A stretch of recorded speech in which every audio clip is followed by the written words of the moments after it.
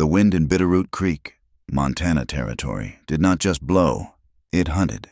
It came down from the northern peaks with a sound like a sharpening knife, promising 6 months of ice.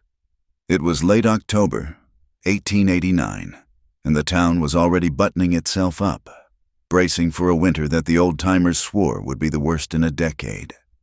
The mountains, which looked like inviting blue shadows in July, now loomed like gray-white prison walls. Snow already lay thick in the high passes, and the creeks were freezing solid. In Thorne's mercantile, the shelves were looking thin. Sacks of flour and beans were guarded more closely than the cash box. Men spoke in low tones, their eyes hard.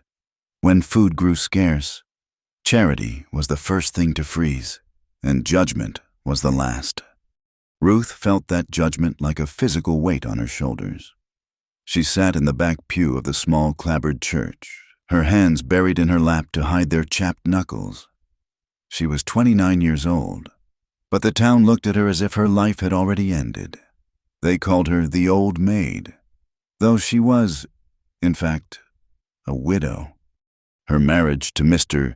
Abernathy, a man 30 years her senior, had been brief, cold, and childless. When he died of a lung fever 2 years prior, he left her with nothing but his name and a small, mortgaged plot of land the bank had seized before the ground had even settled over his coffin.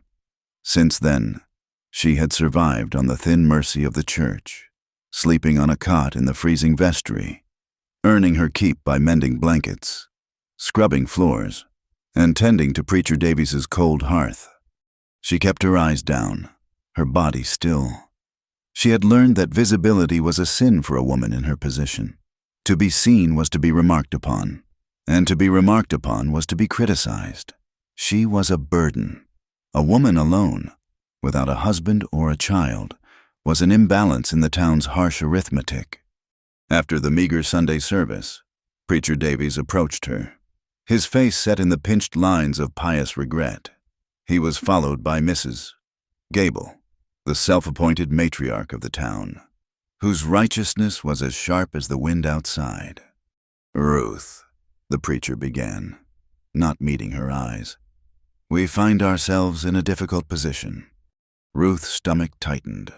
She merely nodded, waiting. "The vestry," Mrs. Gable cut in, her voice crisp, "is needed for the excess grain stores. We cannot risk the damp spoiling it, and the poorhouse is full to bursting." Ruth looked at the floorboards. "I see. I will move my things." "Move them where?" Mrs. Gable challenged. "There is nowhere.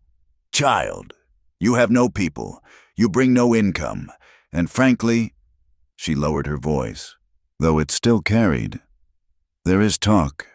People are uncomfortable. That business with your husband, dying so soon, and no children. It feels like a bad omen, an affliction, cruel fate, a curse.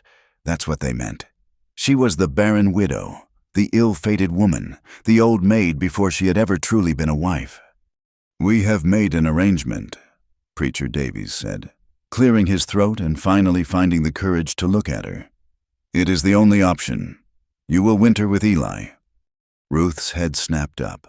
She had never seen Eli, but she knew of him. Everyone did.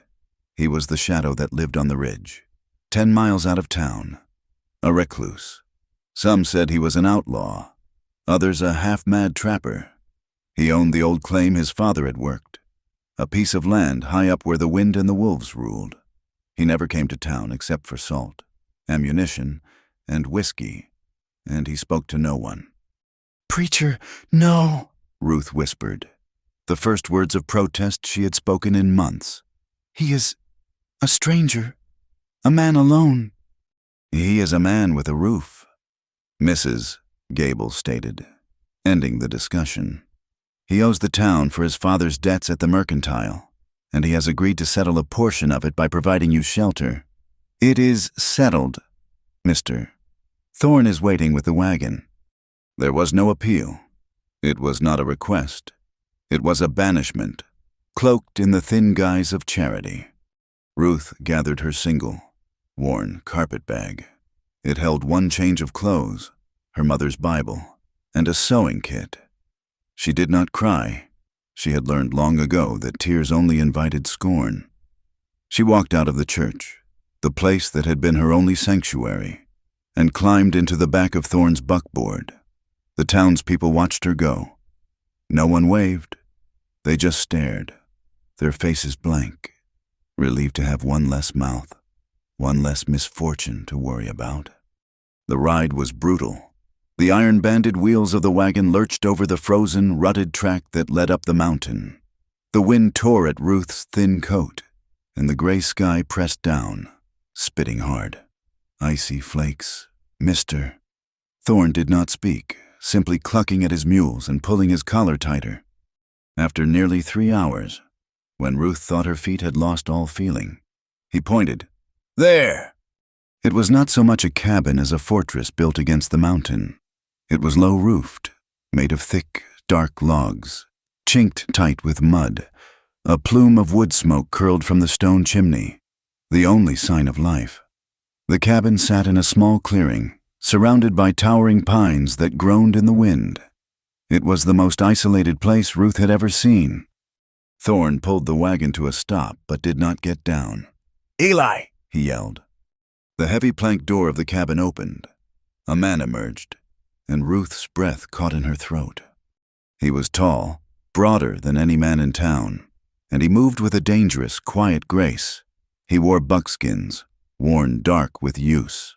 His face was hard, shadowed by a thick, untrimmed beard, and a long, pale scar ran from his left temple down his jawline, disappearing into his collar. He held a Winchester rifle in the crook of his arm, holding it as naturally as another man might hold a hat. What do you want, Thorne? His voice was a low rumble, rough as gravel. Brought you what the preacher promised, Thorne said, jerking a thumb toward Ruth. This is the woman, Ruth Abernathy. She'll earn her keep. Eli's eyes, dark and unreadable, moved from Thorne to her. He looked at her. It was not a glance. It was an assessment. He looked at her cheap coat, her chapped hands clutching the bag, and then at her face. His expression did not change. Yet Ruth felt a strange jolt, a sudden, terrifying sense of awareness, as if a switch had been thrown in a dark room. He knew her. The thought was insane, illogical. She had never seen this man, but his gaze lingered for a fraction of a second too long, a flicker of something beneath the cold indifference. It was so fast she thought she had imagined it. He gave a curt nod. Leave her and get off my land. Gladly, Thorne muttered. He pulled Ruth's bag from the wagon bed and tossed it onto the snow-covered ground. He did not help her down. Ruth climbed over the side, her legs stiff and numb. The wagon was already turning, Thorne eager to be away before dark. She was left standing in the snow, her small bag at her feet, facing the scarred man and his rifle. Eli watched the wagon disappear down the track. Then, without a word, he turned and went back inside the cabin, leaving the door open. Ruth stood frozen for a full minute, the wind whipping her hair across her face. This was it. This was her shelter. A cabin with a man who looked more wolf than human. A man who had not even spoken a word of welcome, swallowing her pride, which tasted like ash. She picked up her bag and walked into the darkness. The cabin was one room, dominated by a large stone fireplace that threw out a dry, intense heat. A rough-hewn table and 2 stools stood in the center. In one corner, a large bedroll and a pile of furs marked his sleeping area. In the opposite, coldest corner by the door, was a small, bare cot. The air smelled of wood smoke, curing hides, and something metallic, like old iron. Eli was stoking the fire, his back to her. Where should I put this? Ruth asked, her voice sounding small and thin. He gestured with his head toward the cot. There, that's yours. There's a hook for your coat. He did not turn around. The rules are simple, he said, his voice muffled as he leaned into the fireplace. You keep your side, I keep mine. You tend the fire. You cook what I bring. You don't touch my weapons. You don't ask questions. You stay out of my way. Do that, and you'll see the spring." "I understand," she whispered. He finally turned, and his eyes met hers again. The scar on his face pulled at his skin, making one side of his mouth twist slightly. "I doubt you do," he said, "but you will." The first day was a suffocating silence. Ruth unpacked her few things, placing her Bible on the small crate beside her cot. She swept the floor, though it was already clean. She organized the meager pantry, a few tins, some flour, dried beans. Eli sat at the table, cleaning his rifle, the scrape, scrape, scrape of the oiled rag on the metal setting her teeth on edge. He moved with a frightening economy of motion. There was no wasted energy, no hesitation. She saw other scars on his hands, a network of white lines that spoke of a life of violence. He was exactly what the town said, half wild. She cooked that night, a thin stew of rabbit meat he had brought in from his traps, thickened with a little flour. They ate at the table, the silence broken only by the click of spoons against the wooden bowls. He ate quickly, like an animal, but he was not sloppy. He was just efficient. When the meal was done, he stood, took his bowl to the wash basin, and then pulled on his heavy coat. "Where are you going?" The question slipped out before she could stop it. He paused at the door, his hand on the latch. "Check the traps. Latch the door behind me." He was gone, dissolving into the blowing snow. Ruth let out a breath she hadn't realized she was holding. She was alone, but the tension remained, thick as smoke. She was haunted by that flicker of recognition in his eyes. She paced the small cabin, from her cot to the fire, trying to place him. Had he been in town? Had he passed her on the street? No, she would have remembered this man. She must have been mistaken, her mind addled by the cold and the fear. The second day was the same. Silence. He chopped wood outside, the rhythmic, powerful thud of the axe ringing through the frozen air for hours. Ruth mended one of his shirts, the coarse wool rough against her fingers. She found herself watching him through the cabin's single, greasy window. He worked without pause, his broad back straining against the fabric. He limped slightly. She noticed, favoring his right leg. A soldier, she thought, or a mercenary, as the rumors claimed. The third day, the cold deepened. The wind howled, rattling the door in its frame. They were trapped inside together. The small space seemed to shrink, the walls pressing in. Ruth tried to read her Bible, but the words blurred. She could feel his presence in every corner of the room. He was quiet, but it was not a peaceful quiet. It was the quiet of a panther, coiled and watchful. And she realized he was watching her. She would be kneading dough for bread, and she would feel his eyes on her hands. She would be adding a log to the fire, and she would turn to find him staring at her, his dark gaze fixed on her face, his expression unreadable. As soon as their eyes met, he would look away, turning back to sharpening a skinning knife or checking the weather through the window. The look did not feel like desire. It was not the way Mr. Abernathy had looked at her, with that cold, assessing ownership. This was something else. It was heavy. It felt like memory. Ruth's heart hammered against her ribs. She was afraid, but a new, strange feeling was mixing with the fear. It was a tremor, a deep, buried echo of something she had locked away 10 years ago. A burning wagon, the smell of smoke and whiskey, a stranger's hands, strong and sure in the dark. She shook her head, pushing the memory down. It was madness. That was a dream, a nightmare, a piece of her past that did not belong here. This man was her jailer, a brute she was forced to live with. Nothing more. On the fourth night, the storm peaked, the wind shrieked, and snow piled in drifts against the door. The cabin was an island in a sea of white fury. Sleep was impossible. Ruth lay on her cot, listening to the storm and the steady, deep breathing of the man across the room. She was cold. The draft from the door was relentless. Finally, needing to warm her feet by the embers, she rose. She crept silently, her bare feet shrinking from the cold floorboards.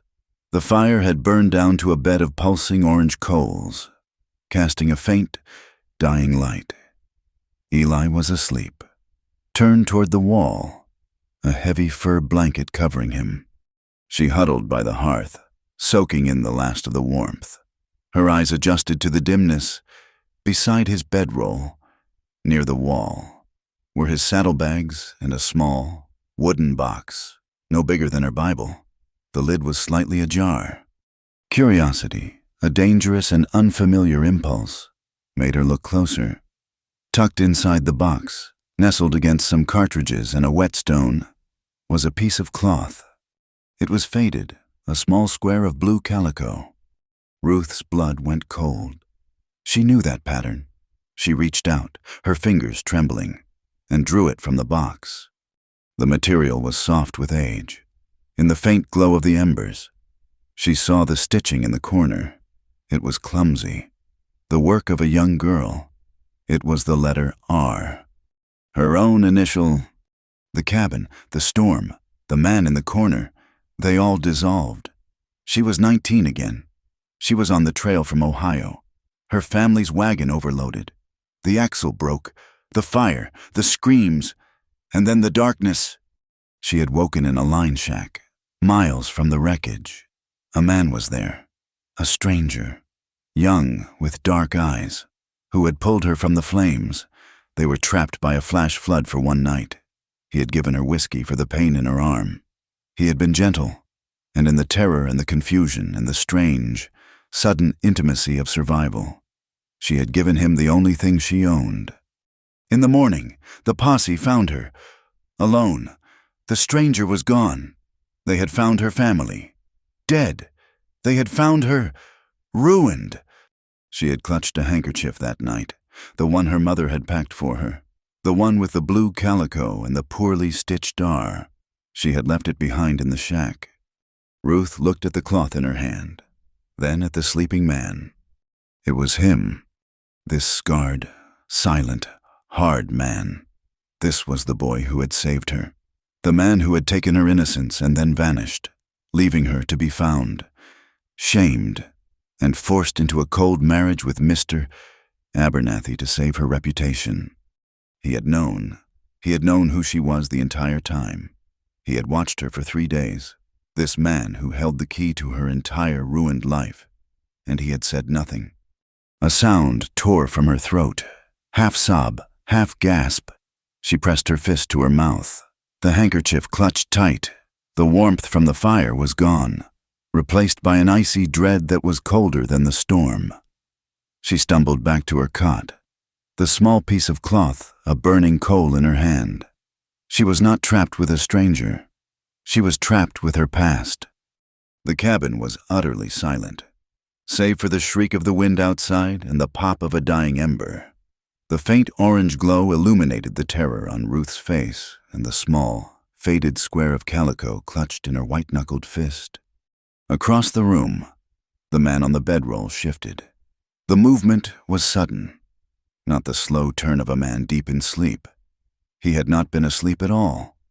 Eli sat up, the fur blanket falling away from his chest.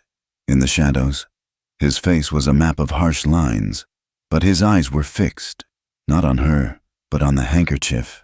He did not look surprised. He looked like a man found guilty. "You knew."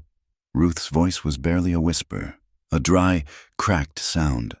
"You knew who I was." He said nothing, but he swung his legs off the bedroll, his bare feet hitting the cold floor. He sat there, hunched, his powerful shoulders slumped. "All this time," she continued, the words gaining a hysterical edge. 3 days. You watched me. You let me scrub your floor and cook your food. You let this town cast me out here with you."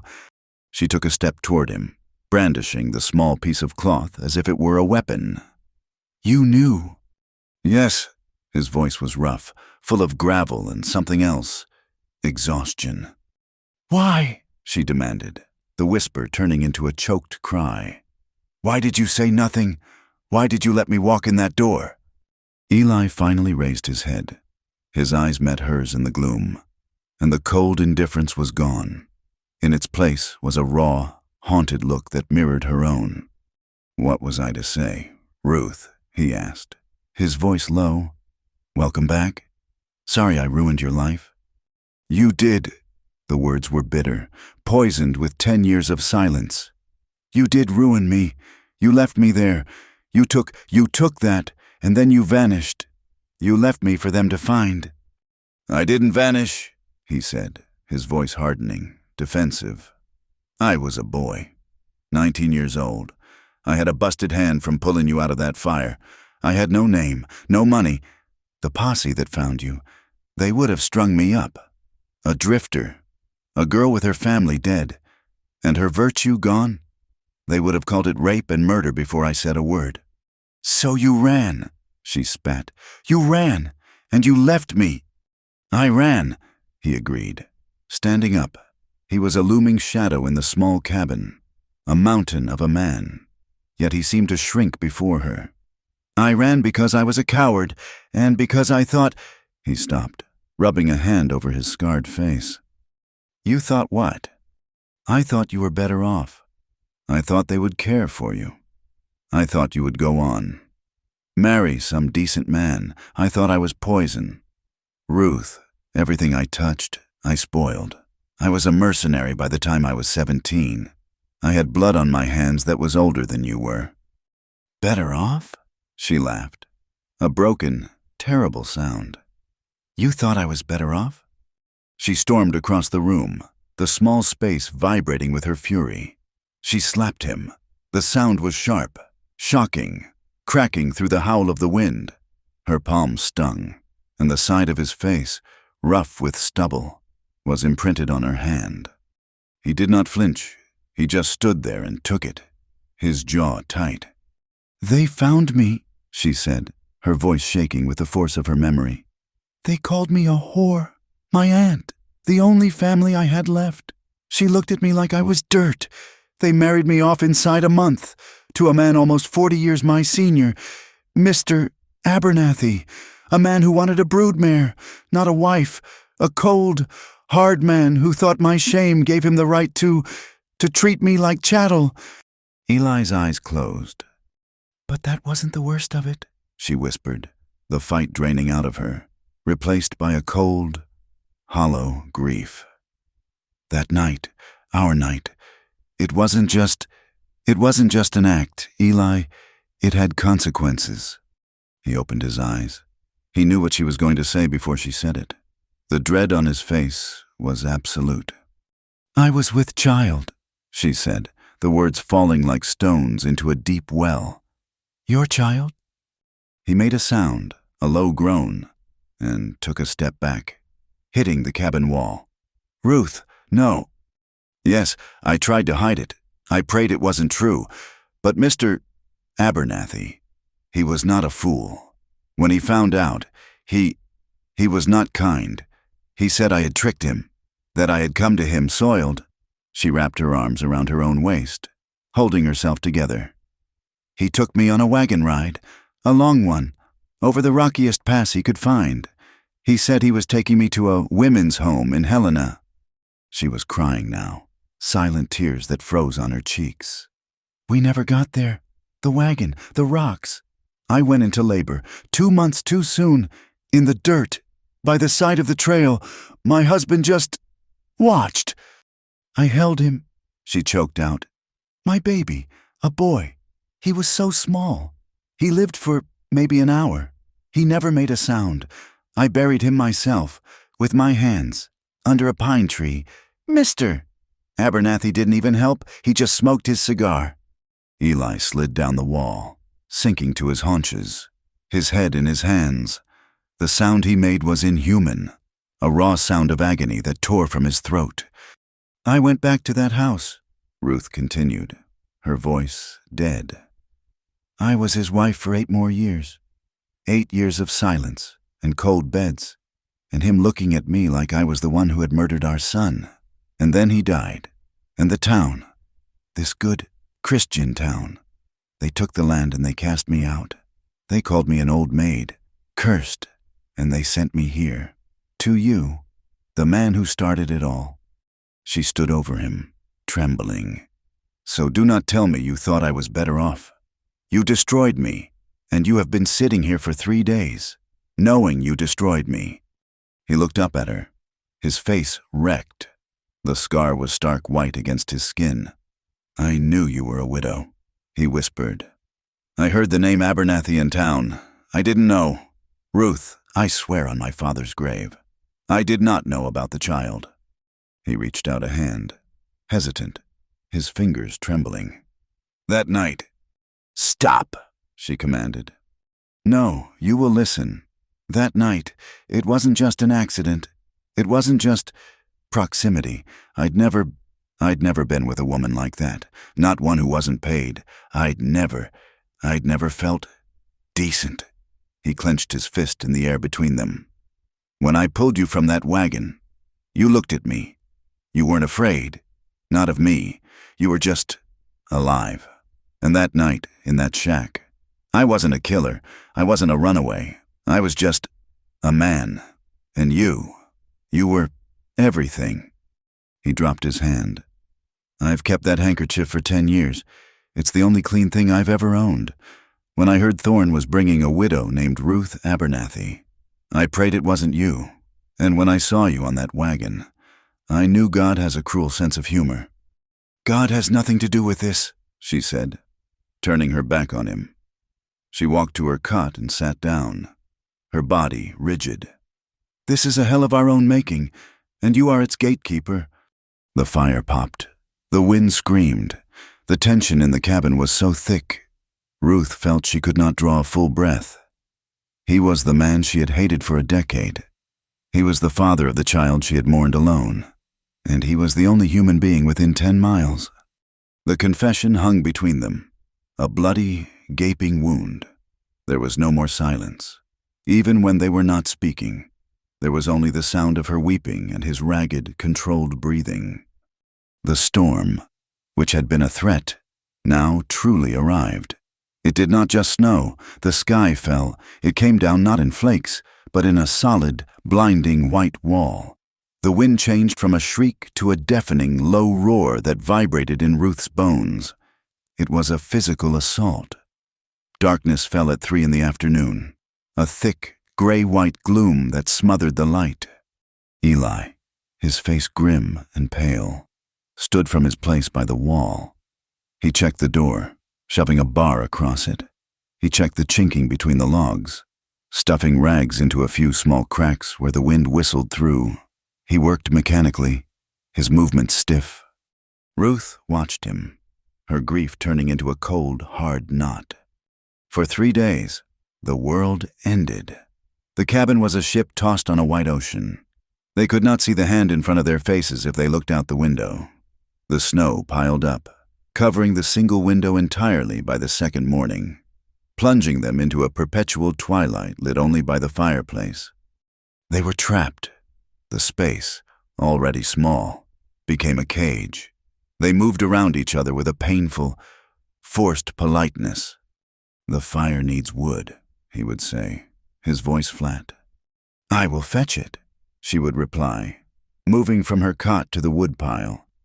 They ate standing, or on their separate cots. They ate cold biscuits and dried jerky, because neither had the will to cook a proper meal. The air was frigid. Despite the roaring fire, the cabin was their world, and it was filled with the ghosts of their past. Ruth's anger had burned itself out, leaving only the cold ash of despair. Eli was a ghost himself. He stared into the fire for hours, his hands clenched, his jaw working. She could see the guilt eating him alive. He was in more pain than she was. The realization was cold comfort. On the 3rd day, the wind finally began to die down, its roar fading to a weary moan, but the cold intensified. It was a still, deadly cold that sank its teeth into the logs of the cabin. Ruth woke in the pre-dawn dark, her breath pluming in front of her face. The fire was dangerously low, just a few red embers. Eli was supposed to have tended it. "Eli," she called out. No answer, only the sound of labored, hitched breathing. "Eli," she said, louder, sitting up. She could see his form on the bedroll, but he was not lying still. He was moving, a slight, trembling motion. Fear, sharp and different from the anger she had felt, cut through her. She threw off her blanket and crossed the room. "Eli, wake up! The fire!" She touched his shoulder. He was burning. His skin was dry and impossibly hot. Even in the freezing air, he was shaking, his whole body seized by a violent tremor. He was drenched in sweat. "Eli!" She shook him, harder this time. He groaned, a low, animal sound. His eyes opened, but they were glazed, unfocused. He looked at her, but he did not see her. "Cold," he muttered, his teeth chattering. So cold."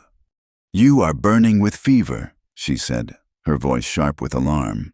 She pulled the fur blanket up, but he pushed it away, his body arching in a spasm of pain. "My shoulder," he hissed, his hand fumbling to grip his left shoulder. The metal, it's moving." Ruth lit the lantern, her hands shaking so badly it took 2 tries. In the yellow light, she saw his face. It was pale beneath his beard, beaded with sweat, his lips cracked and gray. She pulled back the blanket. He was wearing his long underwear, and the left shoulder of it was dark, soaked with a fresh, wet stain. "You've been shot," she breathed. "Old," he ground out, his eyes squeezing shut. "Shrapnel. From the war. It moves. When the cold gets in, deep." She didn't hesitate. She ran to the basin, broke the thin layer of ice on the water, and soaked a rag. She returned to his side. "I have to look at it." He just grunted, lost in the fever. With trembling fingers, she unbuttoned the top of his long underwear, her hands brushing against the hot, damp skin of his chest. This was not the boy from the line shack. This was a man, hard with muscle and ridged with scars.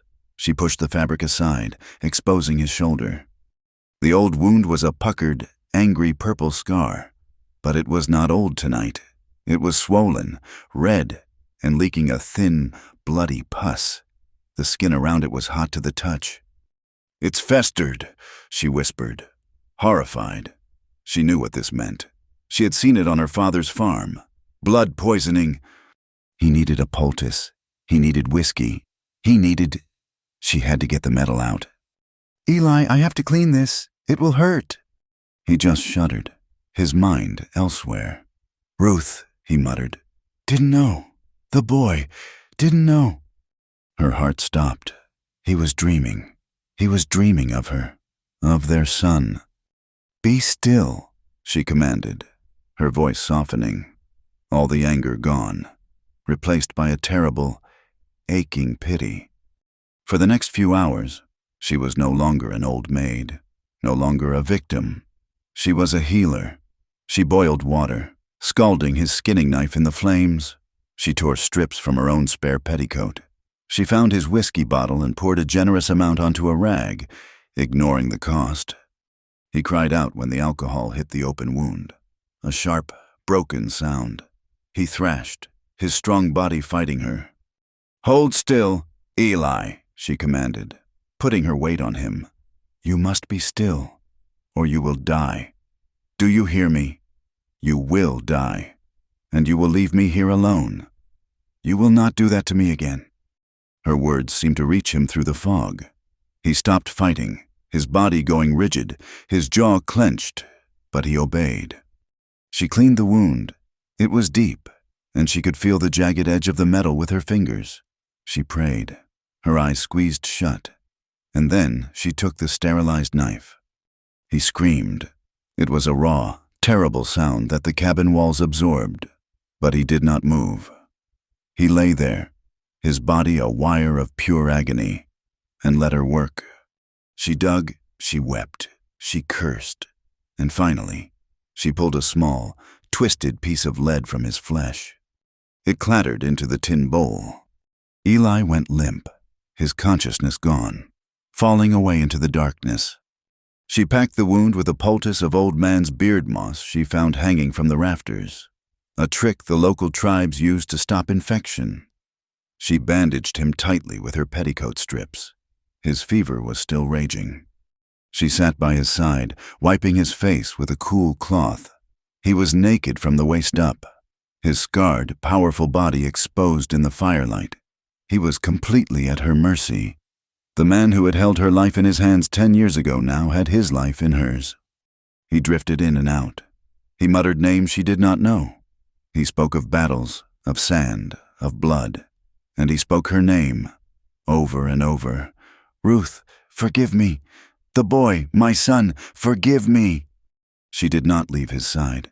She held his hand, a hand scarred and calloused, but it fit in hers. She forced water between his lips. She kept the fire roaring, fighting back the deadly cold. Late on the 4th day, the blizzard broke. A single weak shaft of sunlight pierced the snow-covered window, cutting a bright line across the dark cabin.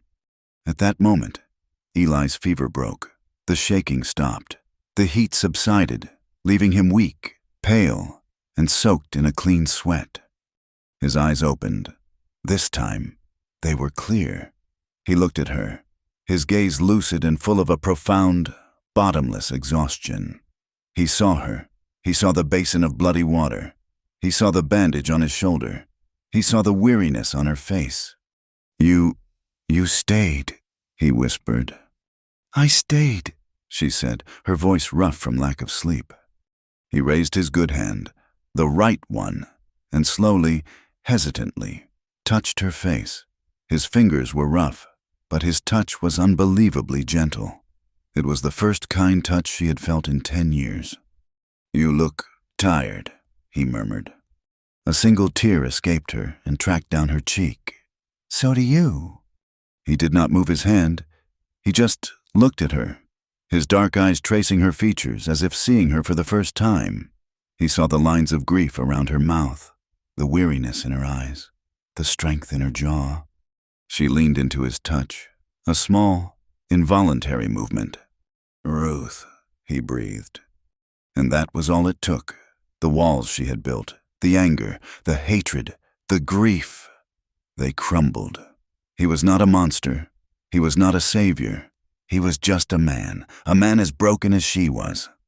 He pulled her down, gently. He did not have the strength to be rough. He just guided her head down to his chest, his hand tangling in her unbound hair. She lay against him, her cheek on his bare skin. She could feel the steady, slow beat of his heart. Alive. He was alive. She had saved him. He just held her.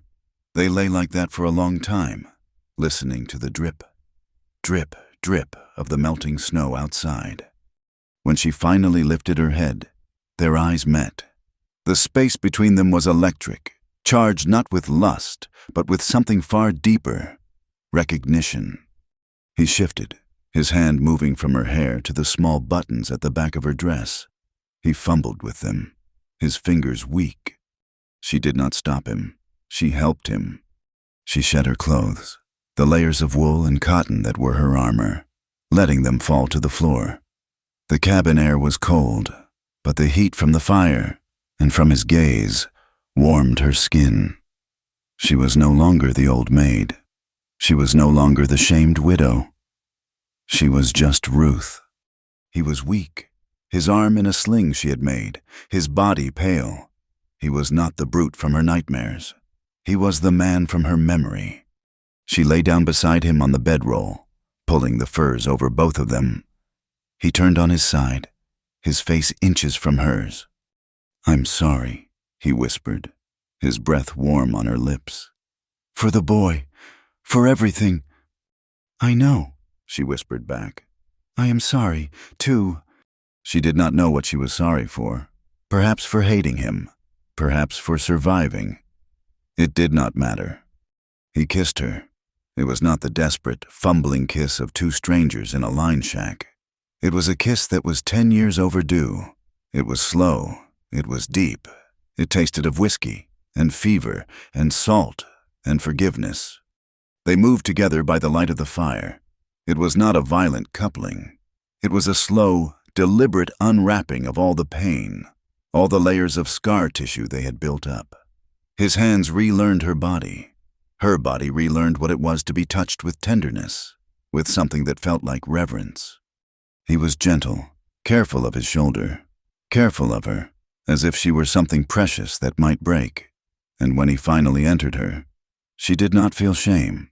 She did not feel ruined. She felt found.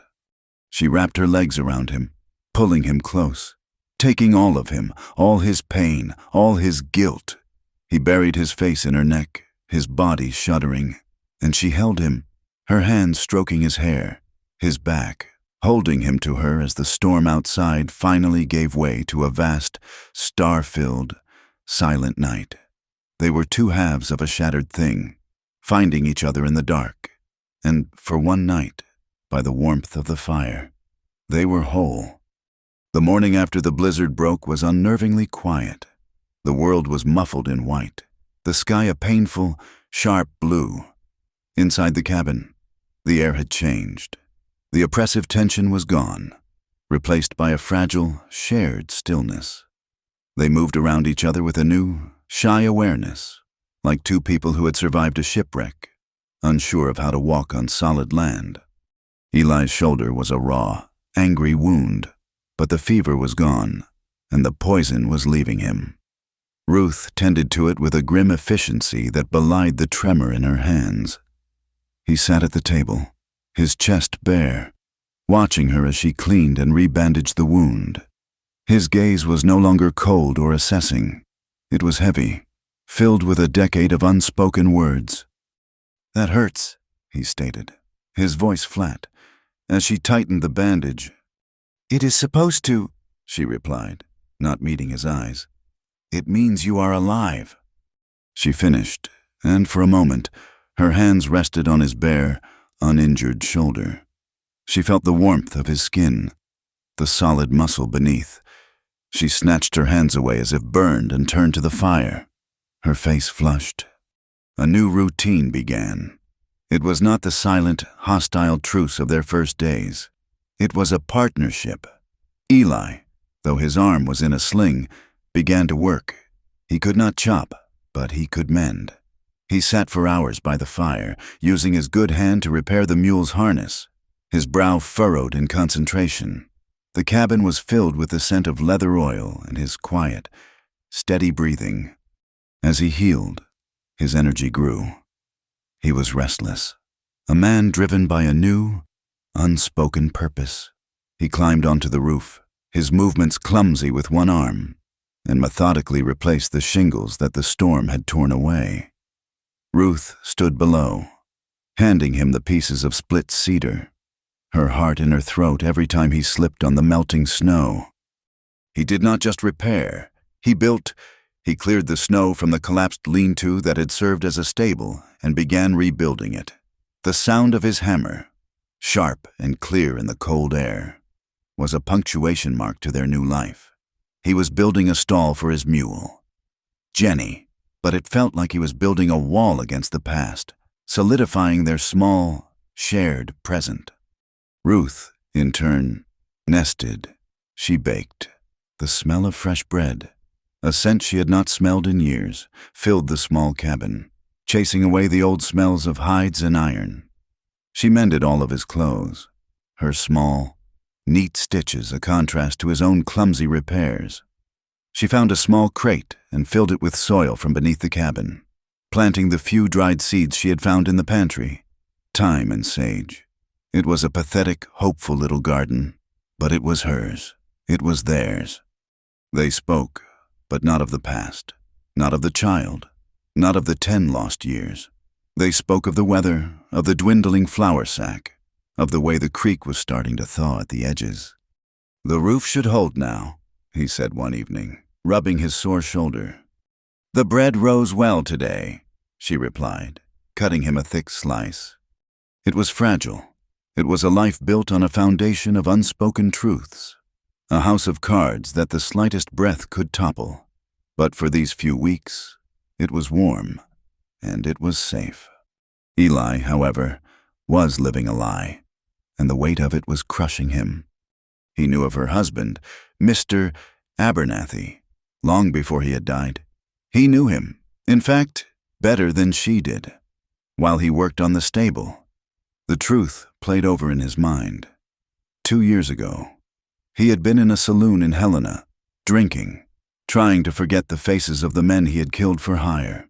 A man had approached him, a man in a fine suit with soft hands. His name was Jeremiah Croft, a land speculator. Croft had offered him money, $500, a fortune. The job was simple, the removal of a small-time rancher named Abernathy, who was refusing to sell his land.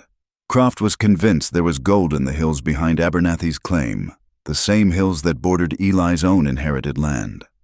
Eli had taken the map. He had taken the $50 in advance, and he had ridden to Bitterroot Creek.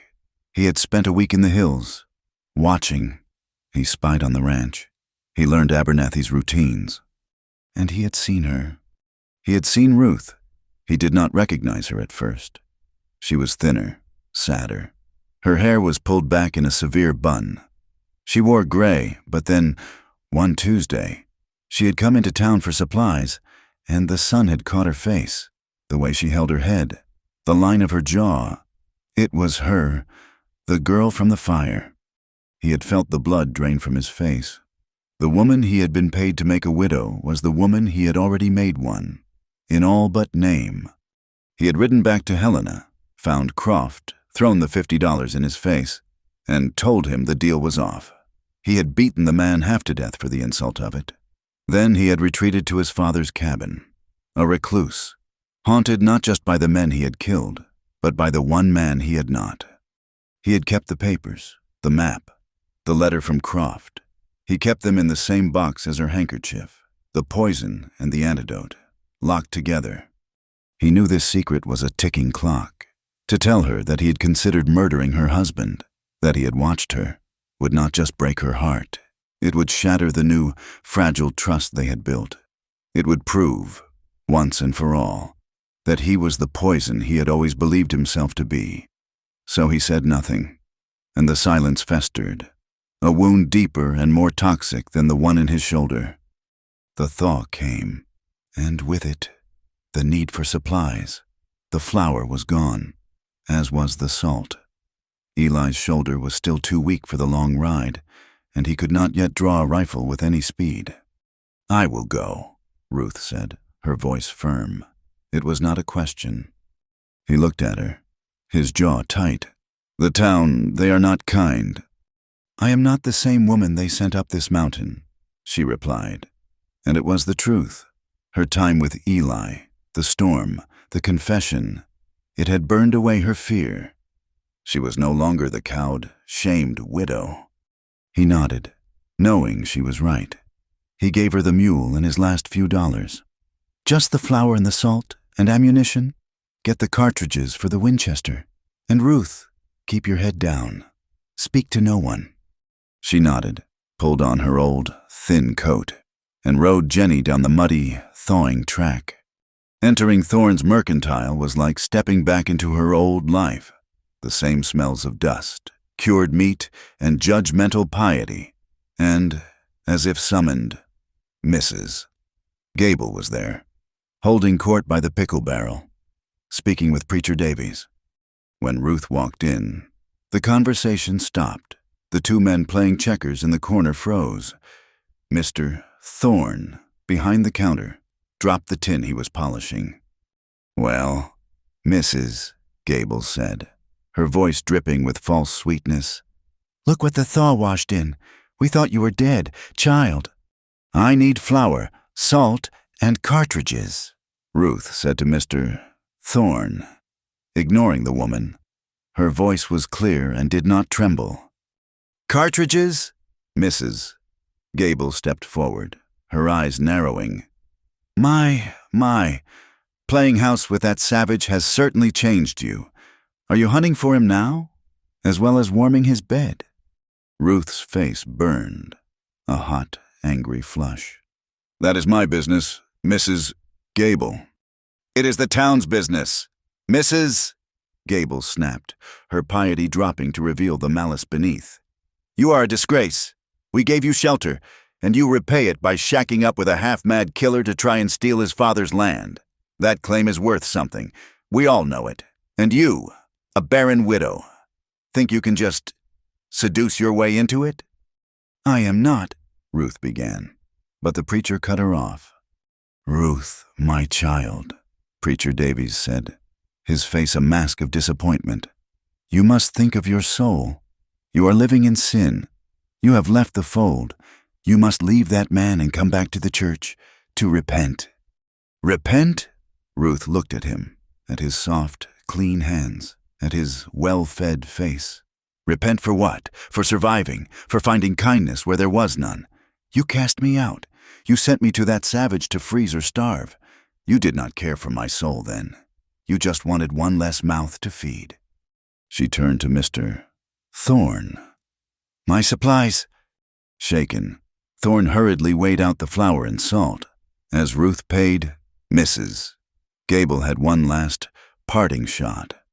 "You are a harlot, Ruth Abernathy, plain and simple, and you will be punished for it."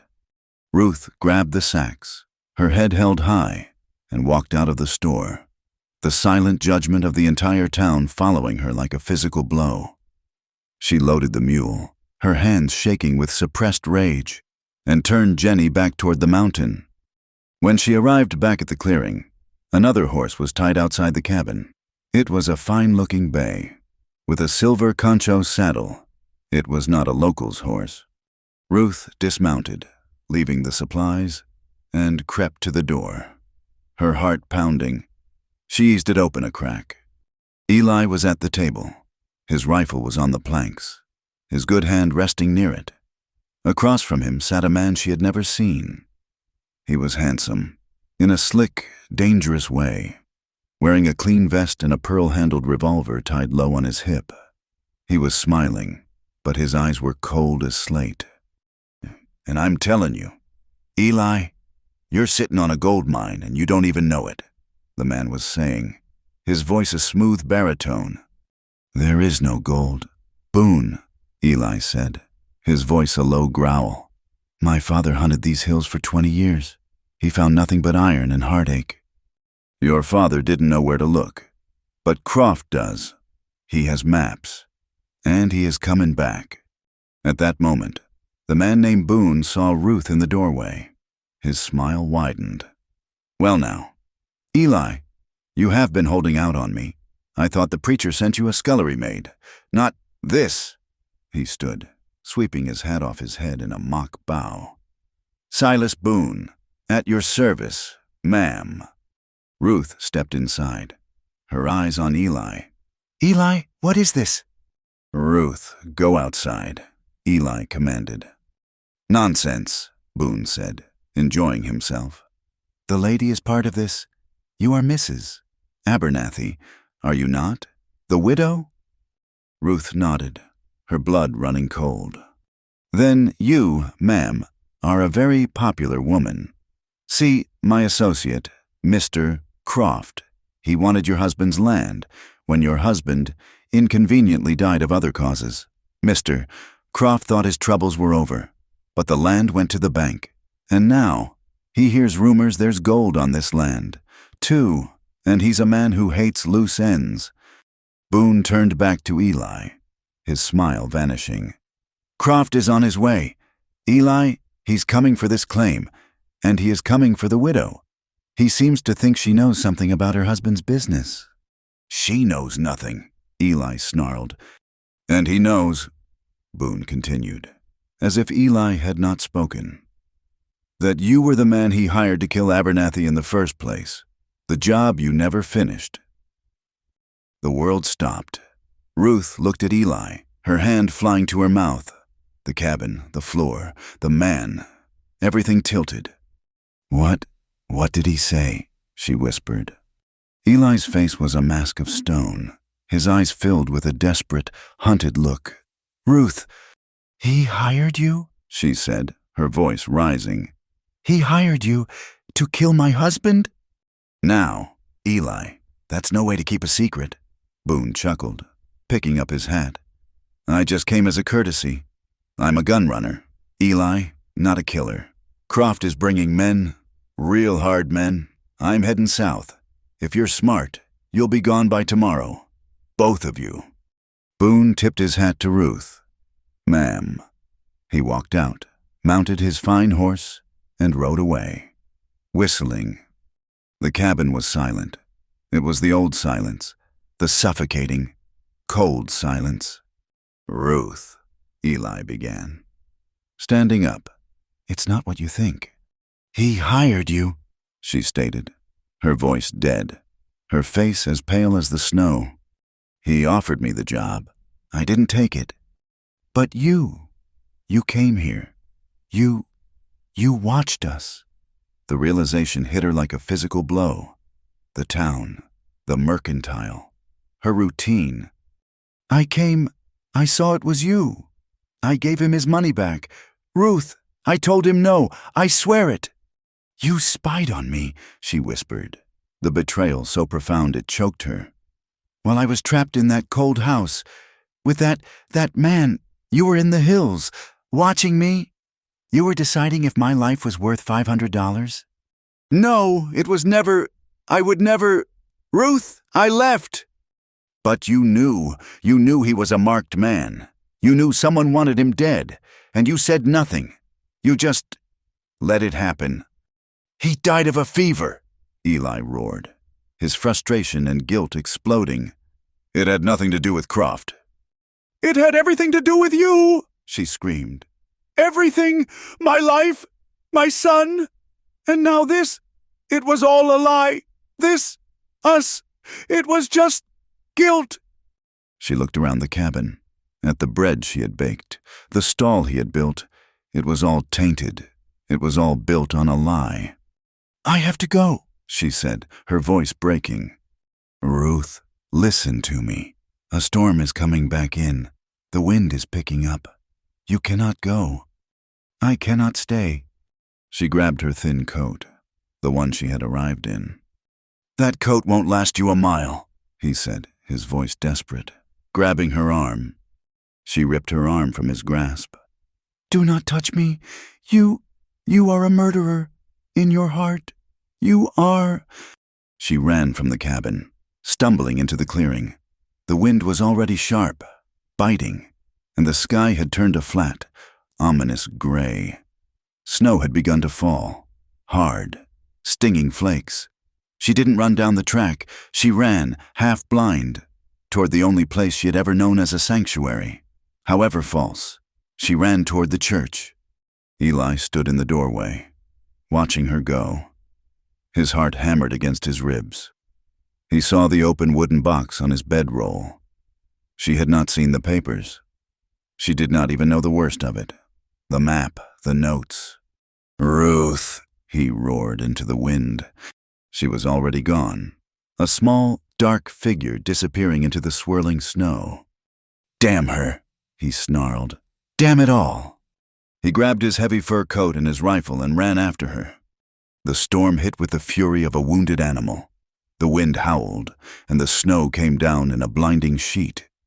Eli, with his long legs and mountain-honed senses, kept to the track, his bad shoulder screaming in protest. He could barely see her footprints, but he pushed on, driven by a terror that was colder than the ice forming in his beard. He found her, not at the church, but a mile from it. She had collapsed in a drift by the side of the track, a dark, huddled shape. "Ruth." He fell to his knees beside her. Her face was blue, her lips pale, her thin coat was frozen solid. She was unconscious, her breathing shallow, rattling. "No," he growled, his voice thick with terror. "No, you don't. You will not die." He lifted her. She weighed almost nothing. He tore off his own heavy fur coat and wrapped it around her, cocooning her against the wind. He pressed her limp body to his chest and began the long, brutal climb back up the mountain. He did not feel the cold. He did not feel his shoulder. He felt nothing but the small, fragile weight in his arms. He kicked the cabin door open, the wind roaring in behind him. He laid her on the floor by the fire and piled logs onto the embers until the fireplace roared. He worked with a grim, desperate speed. Her clothes were frozen to her. He took his knife and cut them away, the wool and cotton tearing, revealing her pale, ice-cold skin. He stripped off his own wet shirt, his chest bare. He piled every blanket, every fur they owned onto his bedroll. And then he lifted her, naked and cold as marble, and laid her down. He got in beside her, pulling the mountain of furs over them both. He wrapped his large, warm body around her small, frozen one, pressing his bare chest to her back, his legs tangled with hers. He held her head, breathing his hot, living breath onto her neck, her hair, her face, trying to force his own life, his own heat, into her. "Don't you leave me," he whispered, his voice cracking. "I won't let you. I found you twice. I will not lose you now." She woke hours later. The first sensation was warmth, a deep, penetrating warmth that seemed to come from inside her. The second was the feeling of being held. She was naked, pressed tightly against a hard, bare chest. The memory of Boone, of Eli's confession, came rushing back. She exploded, twisting in his arms, her hands flying. She slapped him, her open palm connecting with his face. She beat on his chest with her fists, hitting his good shoulder, his bandaged one. "Get off me!" she screamed, her voice raw. "You liar! You murderer! Let me go!" He did not flinch. He just took the blows, his arms caging her, his face a mask of pain. He held her wrists, not tightly, but firmly, stopping her. "Ruth, stop! You'll hurt yourself." "I hate you!" she sobbed, the fight draining out of her, replaced by a wave of crushing despair. "You watched me, you knew, and you let me. You let me—" Her voice broke. She could not say it. She collapsed back against the bedroll, turning her back to him, pulling her knees to her chest. She was shaking, but this time from grief, not cold. The cabin was silent, save for her broken weeping and the low moan of the wind, now dying outside. Eli sat up. The firelight played over the scars on his back. He pulled on his trousers, his movements slow, weary. He stood for a long time, looking down at the small, huddled shape she made under the furs. She would not look at him. She just lay there, facing the wall, her shoulders shaking. He waited. When his voice finally came, it was raw, cracked, and stripped of all its hardness. "I was wrong." She froze. Her crying hitched. "I was wrong," he said again, his voice thicker. "I was wrong not to tell you. I was wrong to ever run from you 10 years ago. And today, I was wrong to think I was anything but poison. I was wrong to touch you." He turned, facing the fire, his back to her. He rested his good arm on the mantel, his head bowed. "I love you," he whispered, so low she almost did not hear it. "I have, since that first night, since the moment I pulled you from that fire. That's why I couldn't take the job. That's why I kept that. It's all I've had of you. It's the only good thing I ever had." He took a ragged breath. "I love you, Ruth, and I was wrong." His words hung in the air, heavier than the silence that followed. "I love you." Ruth lay frozen under the mountain of furs. She had heard his confession of love, but it was tangled so tightly with his confession of betrayal that she could not separate the two.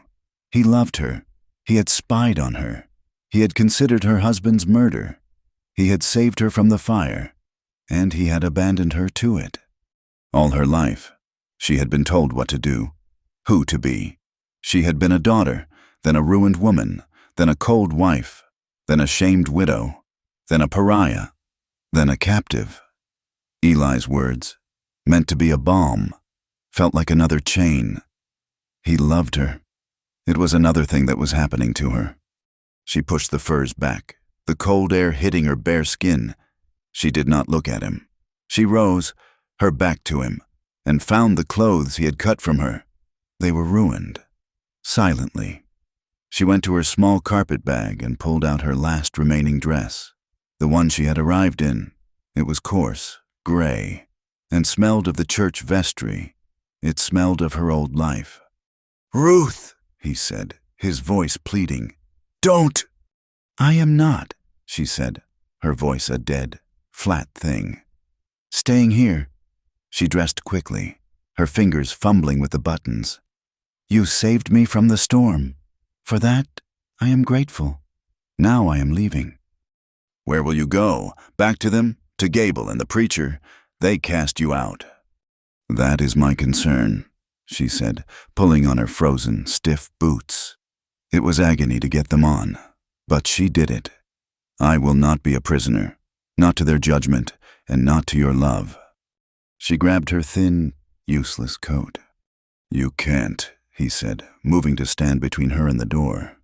He was haggard, his face etched with pain from his shoulder and his confession. "Ruth, please, just sit. Let us talk." "You talked," she said, her eyes finally meeting his. They were cold as the ice he had pulled her from. "You had 10 years to talk. You had 3 weeks to talk. You waited until I was trapped." She tried to push past him. He didn't grab her. He just stood, a wall of misery, blocking the exit. "Boone is still out there," he said, his voice desperate. "Croft is coming. The town is half mad with this gold fever. You will not be safe." "I have never been safe," she retorted. "Safety is a lie for men to tell. I am going." This time, she shoved him, hard, against his wounded shoulder. He gasped in pain and stumbled back, and in that instant, she was out the door, running into the bright, cold morning. The climb down was treacherous. The mud was slick, the remaining snow deep in the shadows. She fell twice, cutting her hand on a sharp rock, but she scrambled up, fueled by a frantic, blind need to be away. When she reached the bottom of the track and the edge of Bitterroot Creek, the town looked different. It was not the sleepy, judgmental place she had fled. There was an energy to it. Men were gathered in groups outside the mercantile.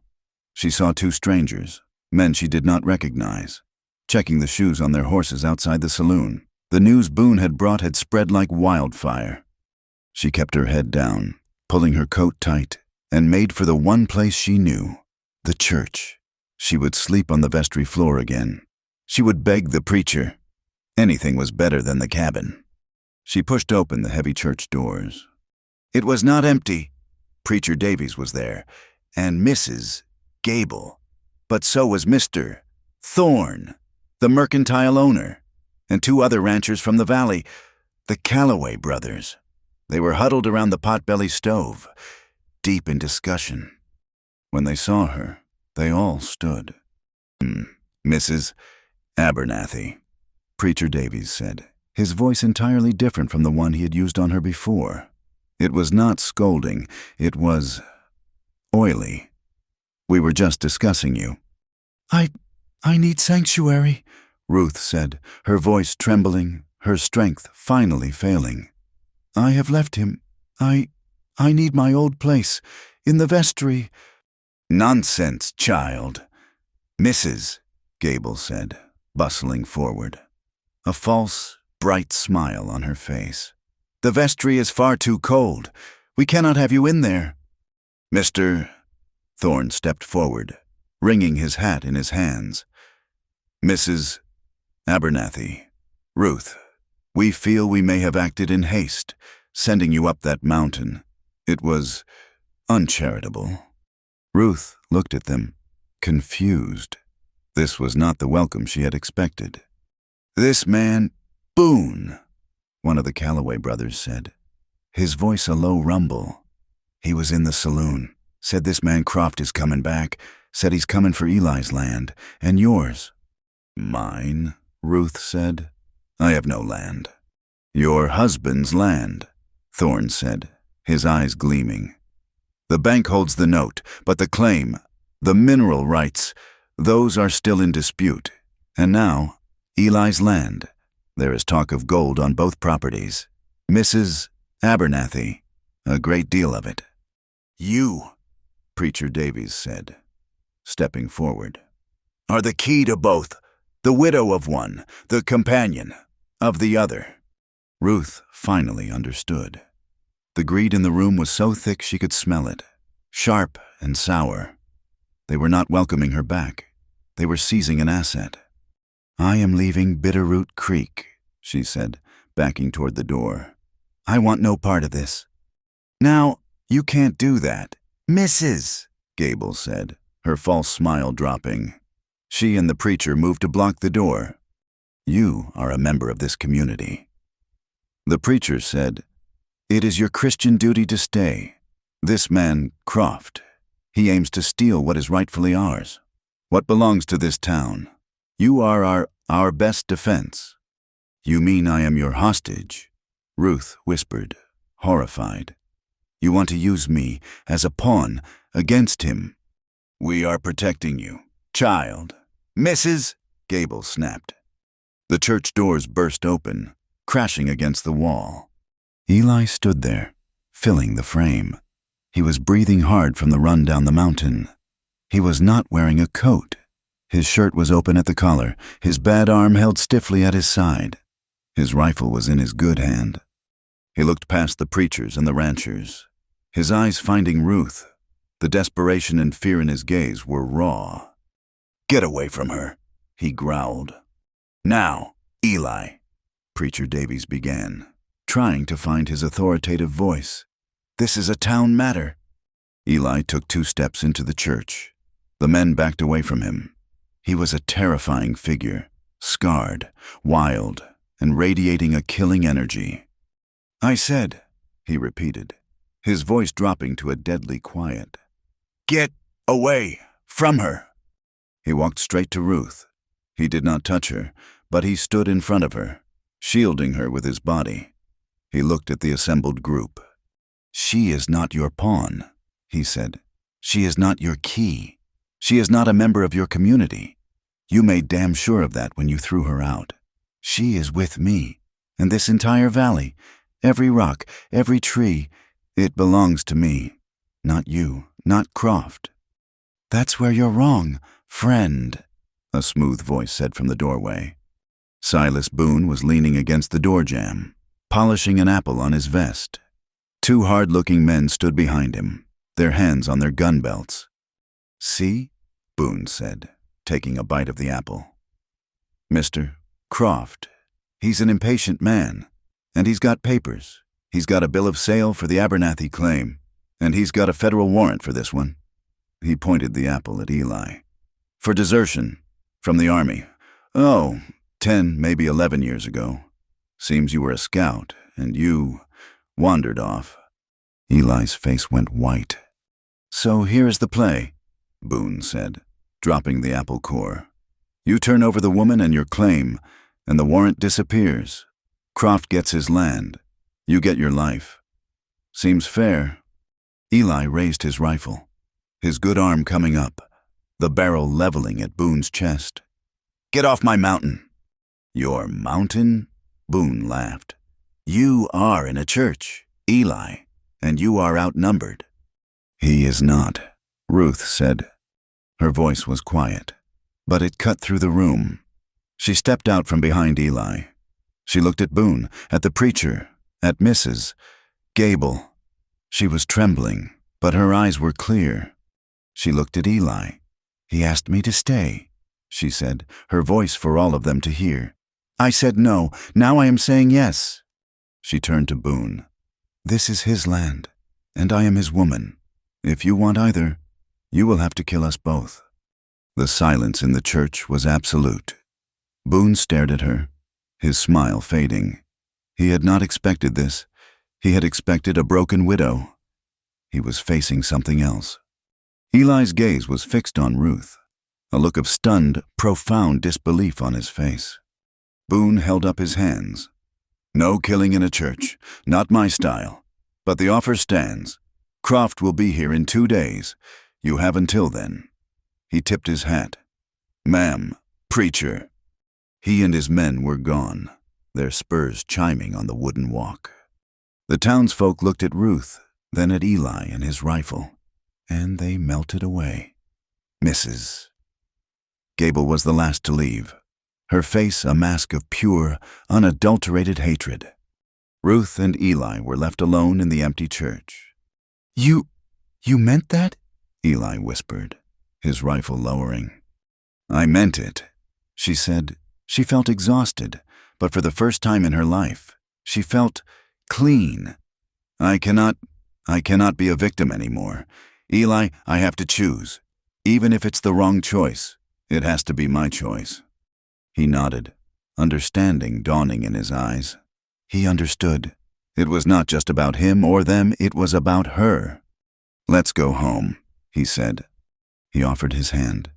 She looked at it for a long moment, the scarred knuckles, the strength, the hand that had held a gun for money, the hand that had pulled her from a fire. She took it. The walk back up the mountain was slow. They did not speak. They just held hands, their steps matching. The air was cold, but their clasped hands were warm. When they reached the cabin, it looked different. It was not his prison. It was not her shelter. It was theirs, a small, defiant patch of land against the world. They stood on the ridge, just above the cabin, as the sun began to dip, painting the snow-covered peaks in shades of violet and blood orange. The wind was sharp, whipping her hair from its bun. "I need to tell you," she said, her voice quiet, carried on the wind. Why it was so easy for me to be a victim." He turned to her, his face serious, patient. He just listened. "My mother," she began, "was a quiet woman. My father was loud.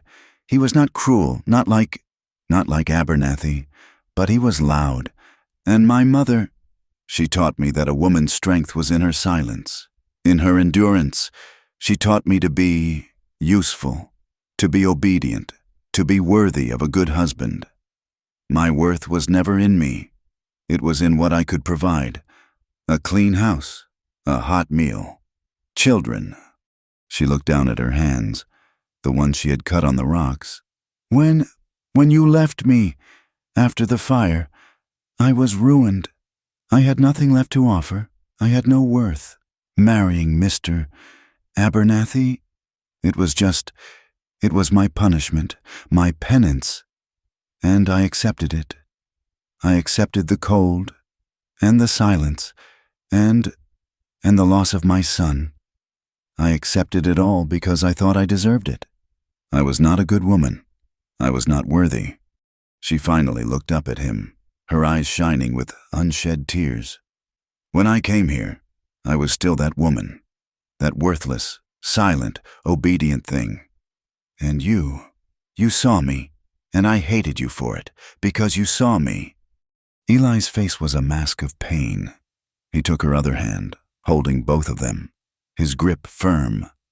"Worthy," he said, the word rough in his throat. "I have not felt worthy a day in my life." He looked out at the valley, at the vast, empty, beautiful land. "I was 17, younger than you were at the fire. I was in a saloon in Texas, just a kid, running from nothing. A man, a big man, full of whiskey. He said I was cheating at cards. He pulled a knife. I had a gun. I was faster." His grip tightened on her hands. "I watched him die. Ruth, right there on the floor. And the worst part was, I felt nothing, just quiet, like the world finally made sense. After that, it was easy. Killing was just a job. It was the only thing I was ever good at." He turned back to her, his dark eyes burning into hers. "When I pulled you from that fire, you were the first thing that I ever wanted to save, instead of destroy. And that night, I felt clean. For 1 second, I felt clean. and it terrified me. He raised her cut hand to his lips and kissed the raw knuckles. I ran because I was a coward. I ran because I knew. I knew I would destroy you, taint you, and I did it anyway, just by leaving you. We are both tainted, she whispered, her voice breaking. She reached up, her free hand touching the scar on his jaw. We are both survivors. We are both guilty. He leaned his head into her touch, his eyes closing, his breath shuddering. I choose this, Eli, she said, her voice fierce. I choose you, the killer, the coward, the man who loves me. I choose all of it. He opened his eyes, and he kissed her.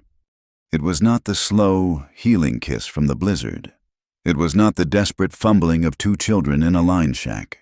It was a kiss of two adults, two survivors, who knew exactly who the other was.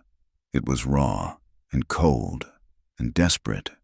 The wind howled around them, tearing at their clothes, but they stood, locked together, a single, defiant silhouette against the dying light.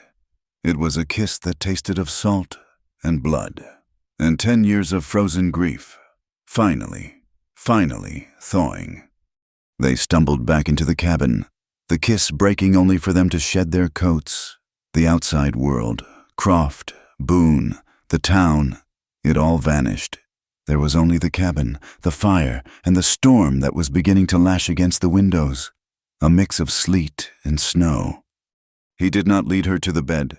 They met in the middle of the room, by the hearth, the firelight painting their skin in shades of orange and gold as they tore at the buttons and laces. This was not about tenderness. It was about possession. It was an affirmation.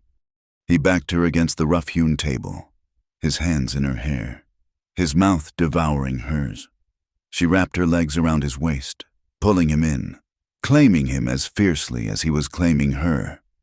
The wind rattled the windows, a drumbeat to their urgent, desperate movements. They were not making love. They were forging a bond, hammering it out in the heat of the fire, in the heart of the storm.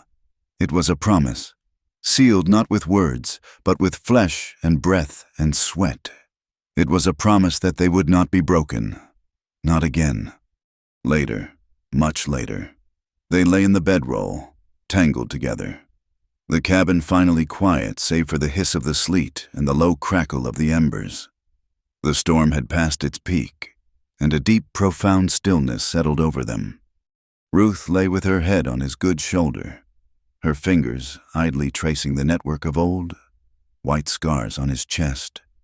She felt settled, not safe, not happy, but settled, as if, after a decade of being tossed on a violent sea, she had finally found solid ground. She thought of the child she had lost, the small, cold body she had buried with her bare hands. She thought of the future, of Croft, of the 2 days they had. It all seemed very far away. She pressed a kiss to his chest, right over his heart. Eli, she whispered into his skin. I'm here, he murmured, his hand stroking her hair. If I'm with child, she said, her voice small, almost lost in the sound of the wind. If it happens again, from this, will you regret it? He went very still. She felt his heart pause, then slam hard against her cheek. He did not answer. Instead, his arm tightened around her, pulling her up, his grip almost painful. He held her so close she could feel the rough stubble of his beard, the heat of his breath. He shook his head, a single, violent motion against the top of her head. I hope for it, he whispered, his voice thick, breaking on the words. God help me, Ruth, I hope for it. The 2 days Boone had promised were a lie. The sun was barely a pale smear in the eastern sky the very next morning when the sound came. Not a knock, but the splintering crash of the cabin door being kicked open. Eli was on his feet in a second, moving from the bedroll to the fireplace, grabbing the Winchester. He was still undressed, wearing only his trousers, his bandaged shoulder a stark white in the gloom. Ruth, her heart leaping into her throat, pulled the furs up to her chin. Silas Boone stood in the shattered doorway, a long-barreled Colt in his hand. He was flanked by 4 men, hard, cold-eyed men with rifles, their face chapped red by the wind. They fanned out, their weapons leveled, filling the small cabin with the smell of wet wool, cold iron, and menace. "Mornin', Eli," Boone said, his voice cheerful. He stepped inside, his boots scattering the ashes Ruth had swept. "Sorry about the door. It's a cold one." "You said 2 days," Eli growled, his good hand steady on the rifle stock. The barrel pointed at Boone's chest. "I'm an impatient man." Boone shrugged. "And Mr. Croft, well, he decided to delegate. He's a busy fellow, so I am here to collect." "You will collect nothing," Eli said. "Get out." "Now, Eli, we talked about this. I've got paper." Boone reached into his coat and pulled out a folded, creased document, tossing it onto the table. "That right there is a bill of sale for this land, signed, sealed, and delivered by one Mr. Abernathy. May he rest in peace. Seems he owned this claim, too. Bought it from your drunk daddy years ago for a $50 debt and a bottle of whiskey. He just never got around to filing it." Ruth stared at the paper. It was another lie, another secret from a dead man. "It's a forgery," Eli said, not taking his eyes off Boone. "Is it?" Boone smiled. "The judge and Helena won't think so. Not when Mr. Croft explains it to him. So, this cabin, this land, it's mine. Or rather, it's Mr. Croft's, and I'm his agent. So, I'll thank you to put the rifle down and take your woman. You can be gone inside an hour." Eli's jaw was a hard, white line. He knew, and Boone knew, that the paper was a lie, but it was a believable lie. It was a lie that would hold up long enough. "And if I say no?" Eli asked, his voice deadly quiet. Boone's smile vanished. "Then I will take the cabin, and I will take the woman, and I will leave you in a snowdrift for the wolves to find. The army will thank me for finding their deserter." Eli shifted his weight. He was calculating. 1 man, 4 rifles, a bad shoulder. He could take Boone, he might even take 2 more, but he would not get them all. And Ruth was right behind him, wrapped only in a fur. "Let her go," Eli said, trying to find a path. "This is between me and you. Let her go to town. She has nothing to do with this." "Oh, she has everything to do with it," Boone said, his eyes glittering as they moved to Ruth, huddled in the bed. "She's the prize. See, the town. They want this gold. Croft wants this gold. I want this gold. But the widow, she's the complication. Or maybe she's the solution. She's the one who can sign a paper that says her husband was a cheat, that this land was never his. She can make it all clean." He gestured to one of his men. "Take her!" The man, big and smelling of stale whiskey, moved toward the bedroll. Eli swung the rifle. "Don't!" Crack! The sound was deafening in the small cabin. Splinters exploded from the log just above Eli's head. Boone had not fired at him. It was a warning. "The next one," Boone said, his Colt smoking slightly in the cold air. "Goes in your gut. Drop the rifle. Eli, it's over." "Ruth," Eli said, his voice low, his eyes still locked on Boone.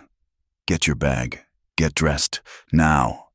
"She ain't got time for that," Boone chuckled. He nodded again.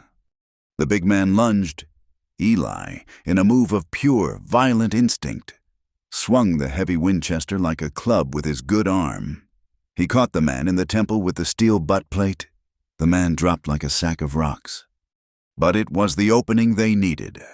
The second man rushed him, not with a gun, but with his rifle reversed, swinging it at Eli's wounded shoulder. Eli roared as the blow connected, the shock of it sending waves of white-hot agony up his neck.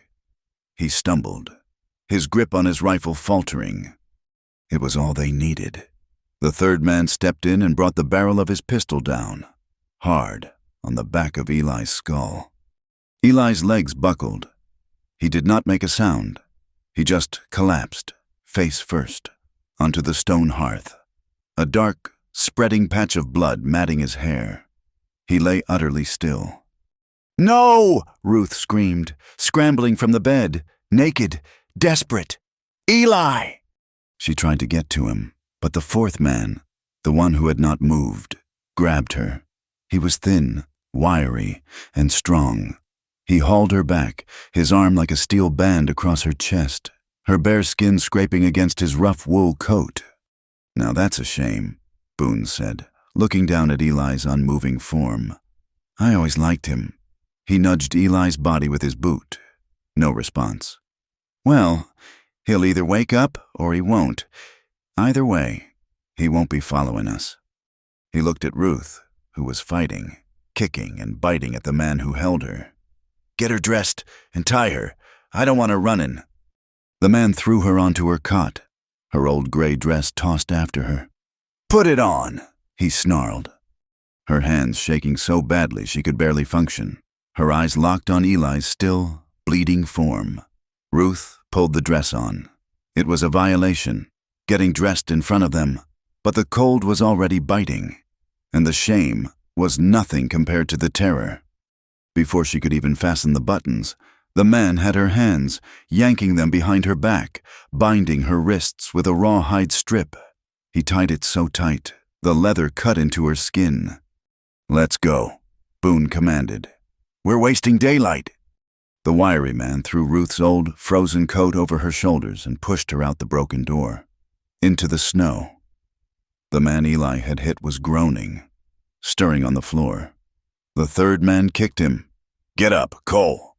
Ruth was shoved onto a horse, her bound hands making it impossible to hold the reins.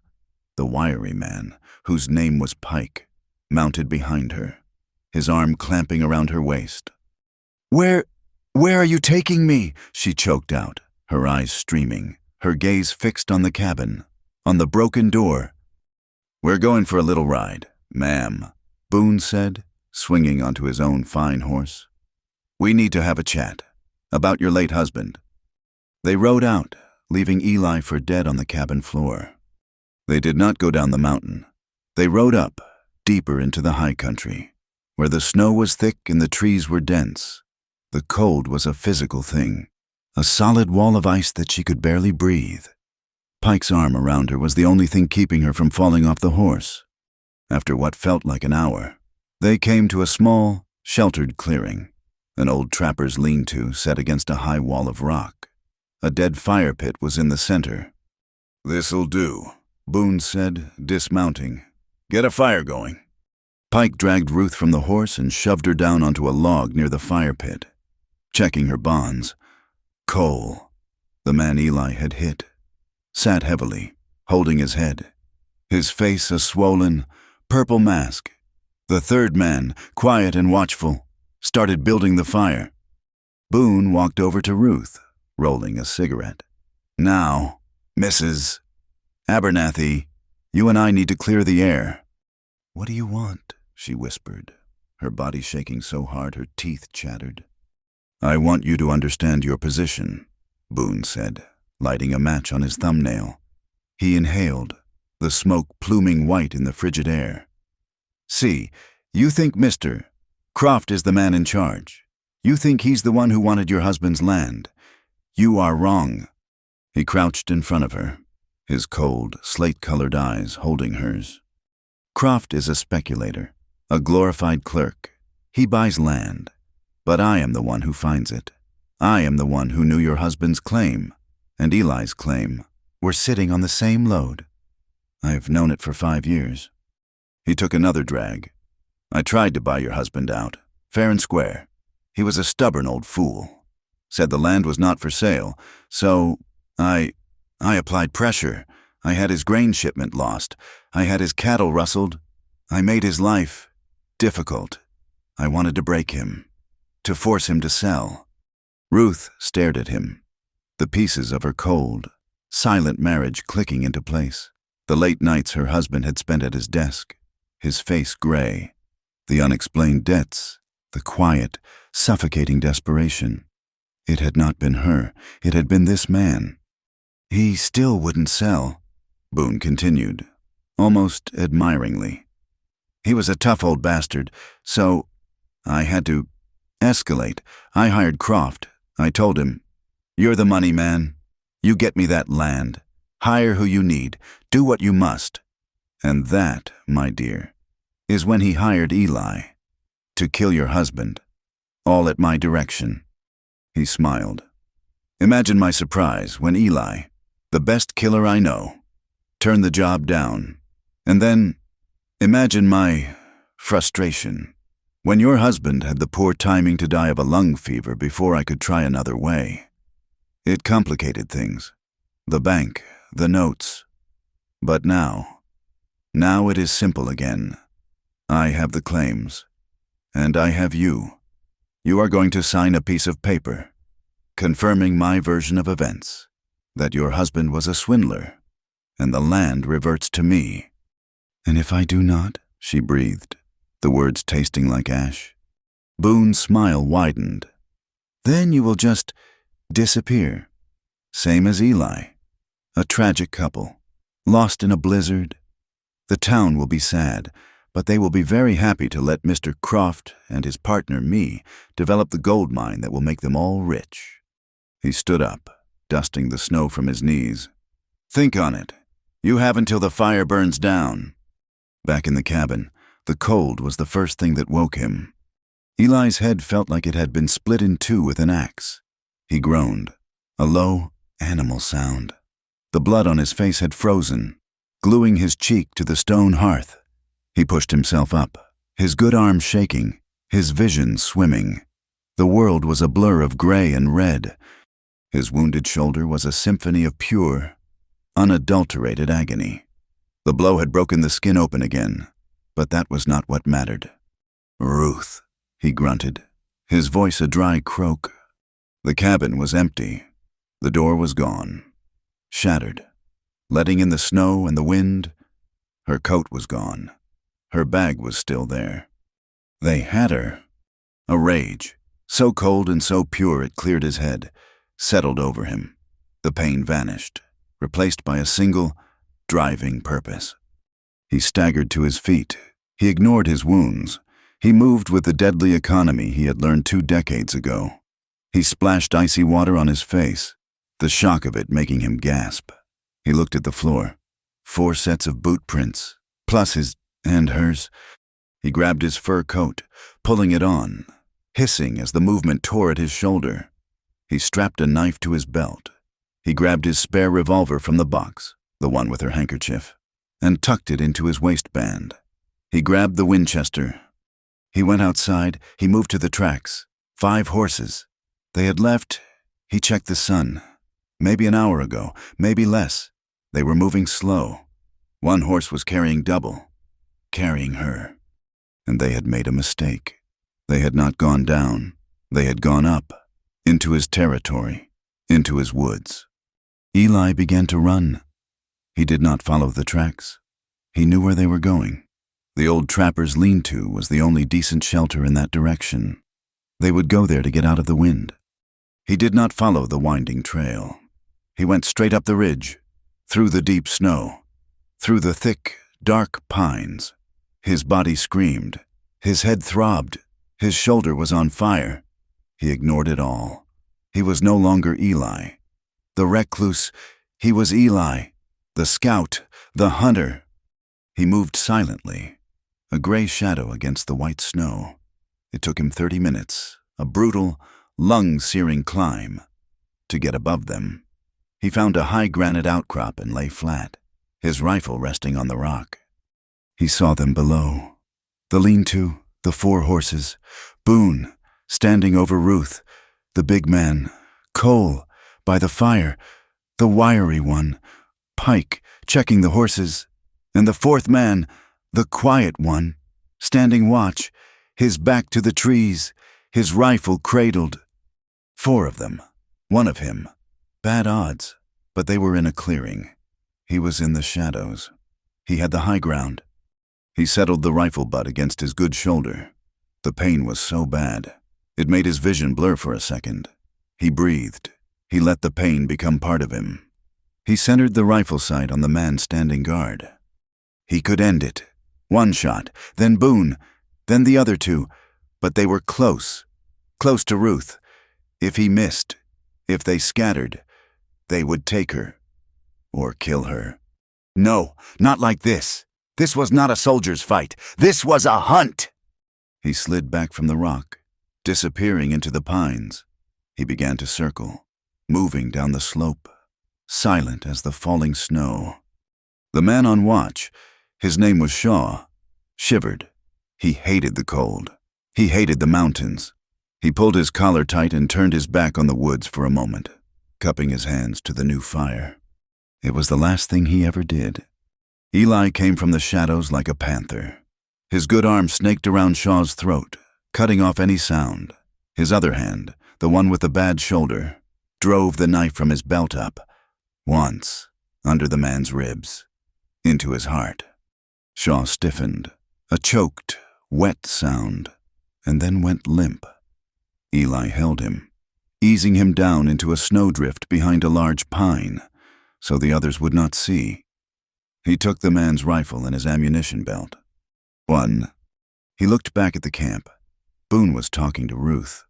The big man, Cole, was drinking from a flask. Pike was still with the horses.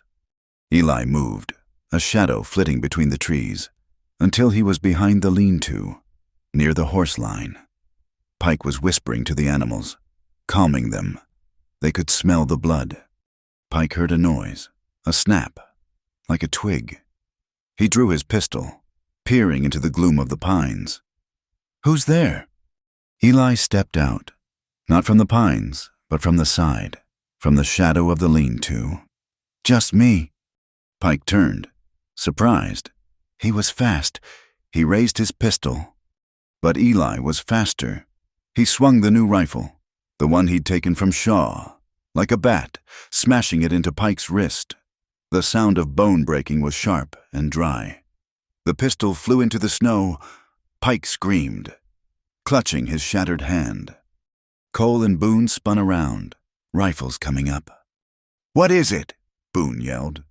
"My hand! He's here!" Pike shrieked.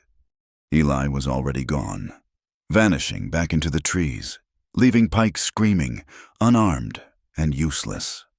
"Cole, get him!" Boone roared. The big man, Cole, his face already swollen, charged into the trees, his rifle blazing. He fired. 1, 2, 3 shots, blindly into the shadows. From a different direction, from 20 yards to the left, came Eli's voice. "You're a bad shot, Cole!" Cole spun, firing again. Boom! Boom! The bullet shredded bark. Thwack! A heavy branch, laden with a winter's worth of snow, fell from the tree above Cole. Triggered by Eli, who was hidden in its upper branches, it hit Cole square, burying him in a mound of snow and wood. Knocking his rifle from his grasp, he floundered, half-stunned, blinded by the snow. Eli dropped from the tree, landing behind him. He didn't use a weapon. He just hit Cole once, at the base of the skull, with his good fist. The man went down and did not move. 2, 3. Now it was just Boone. Eli stepped out of the trees, his own Winchester in his hand, his coat covered in snow. He was a terrifying sight, his face pale, blood dried on his scalp, his eyes flat and dead. "It's just you and me, Boone," Eli said. In the camp, Boone had grabbed Ruth. He hauled her to her feet, pulling her in front of him, his arm locked around her throat. His pistol was pressed to her temple. "You're a damned ghost, Eli," Boone snarled, his eyes wide, his cheerful mask gone, revealing the cornered rat beneath. "You should be dead." "I've been dead," Eli said, walking slowly into the clearing. He did not raise his rifle. "Let her go." "You drop that rifle," Boone commanded, his voice shaking. "Or I swear to God, I will paint the snow with her." Ruth's heart was hammering. She was being choked. The barrel of the gun was freezing cold against her skin, but she was not afraid. She was watching Eli. "Let her go, Boone," Eli said again, his voice almost calm. He was 10 yards away. "This is about the gold. It's not about her." "She is the gold, you fool!" Boone screamed. "She's the key. Without her, I... Ruth knew what she had to do. She had been a victim. She had been a pawn. She would not be a shield.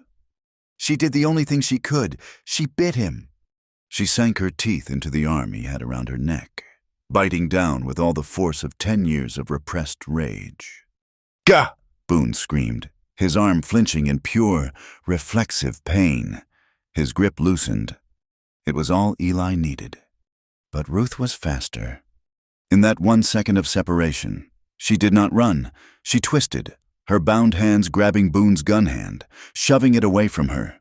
The gun went off, the shot deafening, going harmlessly into the sky. She was free of him. Eli was raising his rifle. But Boone was fast. He saw Eli, and he dropped, rolling, raising his pistol for another shot. At the same time, Ruth saw Pike's pistol, the one Eli had knocked into the snow. It was 3 feet from her. Eli fired. The shot missed, hitting the rock behind Boone. Boone fired back. Eli ducked, the bullet singing past his ear. Ruth lunged. Her bound hands grabbed the pistol from the snow. She scrambled to her feet, fumbling with the weapon, the metal so cold it burned her skin. Boone was on one knee, leveling his gun for a finishing shot at Eli, who was exposed. "No!" Ruth screamed. Boone turned. He saw her, the widow, the ghost, holding a pistol in her bound hands. He hesitated, a look of pure shock on his face. Ruth stood there, the gun wobbling, her arms shaking. She was pointing it straight at his chest, at the man who had destroyed her marriage, who had ordered her husband's death, who had stolen her future. She could end it. She could pull the trigger. She could finally act. She saw his eyes, wide with fear. She saw the man who had sat across from her, his voice smooth, as he detailed the destruction of her life. She tried. Her finger was on the trigger, but she could not. It was not who she was. She was not a killer. She was not like them. Bang! The sound was flat, final. Boone's eyes widened further. A small, dark hole appeared in the center of his forehead. He did not make a sound. He just fell over, his cigarette still pinched between his lips, his body still. Ruth stared, her pistol still raised. Eli walked past her, his face a mask, his Winchester smoking. He walked over to Boone, looked down at him, and then gently, with his boot, nudged the man's pistol away from his hand. It was over. Ruth let the pistol fall from her numb fingers. It landed with a soft thud in the snow. She looked at Eli. He looked at her. And she began to cry. She did not cry for Boone. She did not cry for her husband. She cried for the sheer, terrible, unending waste of it all. She cried for the boy Eli had been, the one who had learned to kill. She cried for the woman she had been, the one who had learned to endure. She cried for the blood on the snow, for the sudden, ugly silence of a life extinguished, for the permanent, irreversible loss of humanity. Eli walked to her. He did not speak. He did not touch her. He just stood in front of her, his rifle hanging at his side, and he waited. When her sobs finally subsided, he knelt. He pulled the knife from his belt and, with 2 quick, clean cuts, severed the rawhide on her wrists. He stood and held out his hand, his good hand. Ruth looked at it, the hand that had just taken a life, the hand that had saved hers, the hand that had held hers on the walk up the mountain. She took it. Her hand was small in his, and cold, but her grip was firm. They did not look at the bodies.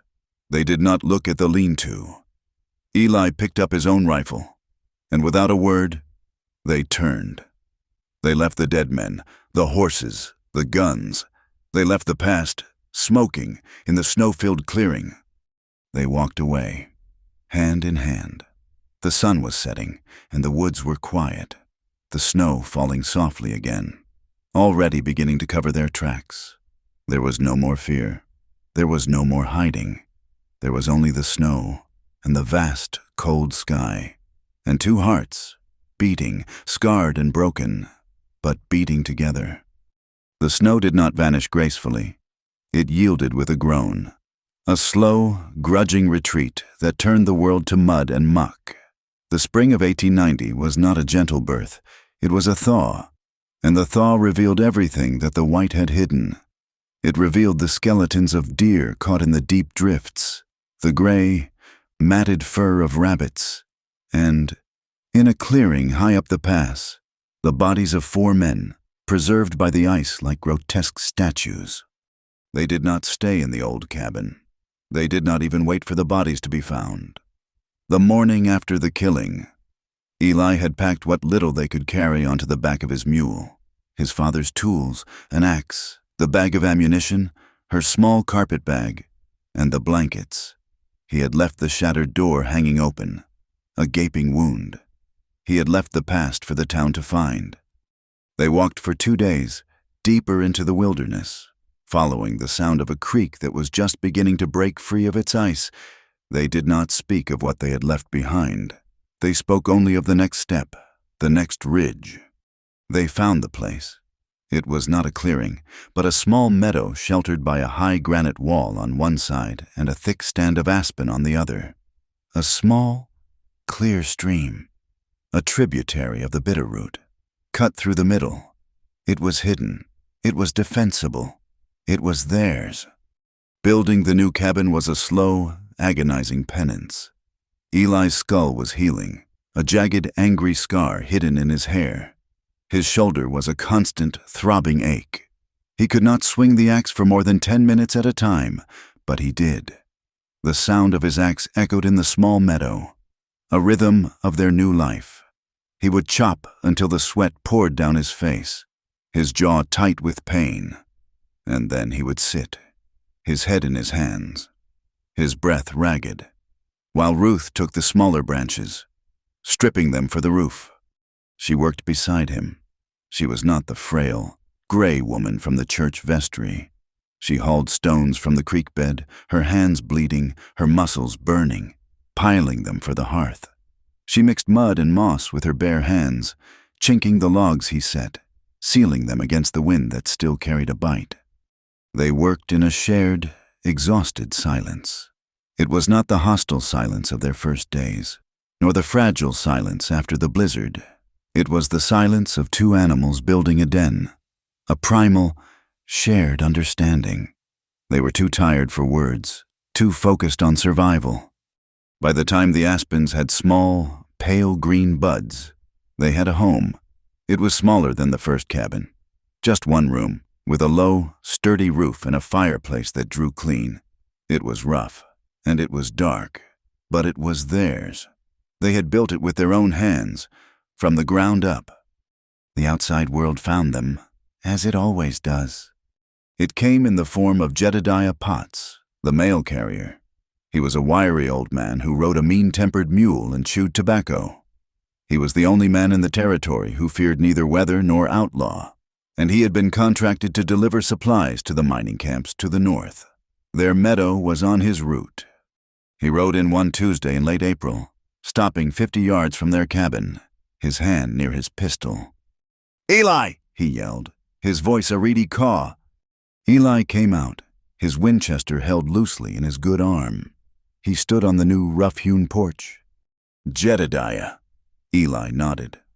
"Figured it was you," the old man spat, his eyes darting around. "Town's in an uproar. Been that way for a month, ever since Thorne and a party went up to your daddy's claim. Found the door kicked in, found your blood on the hearth." Ruth came to the doorway.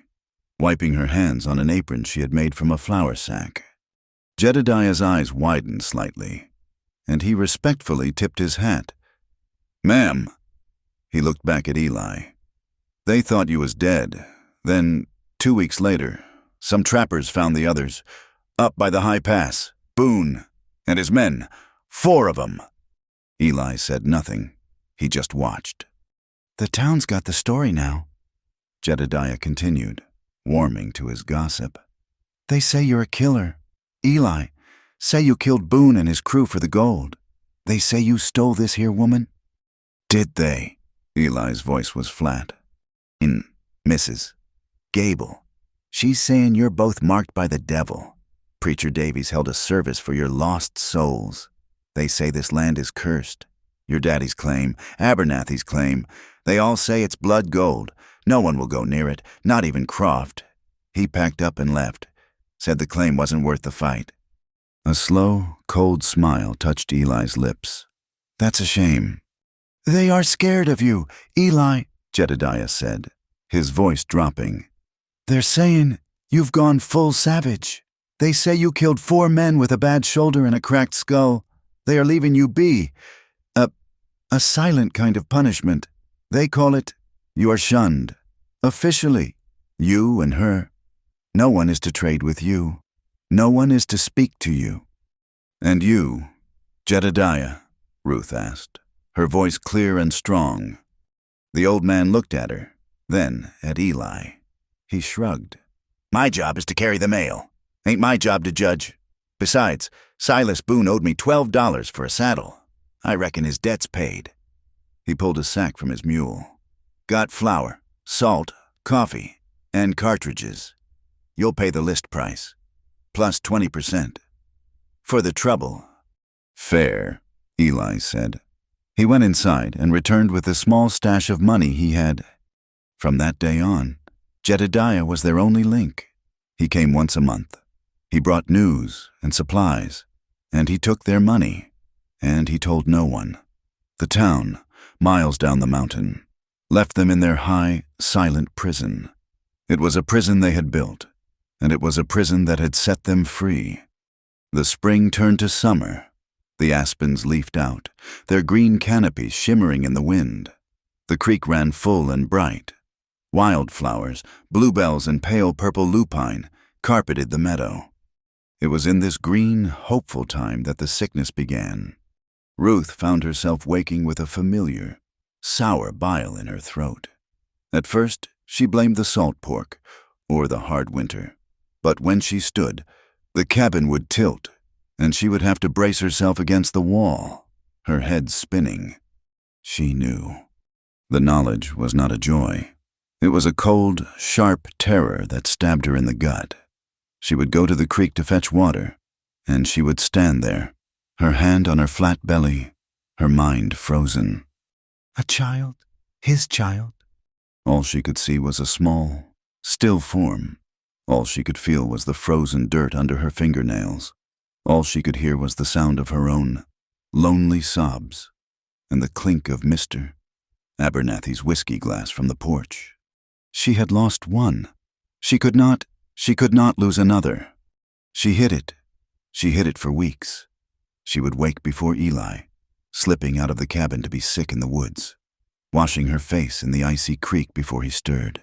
She grew silent, her newfound strength brittle.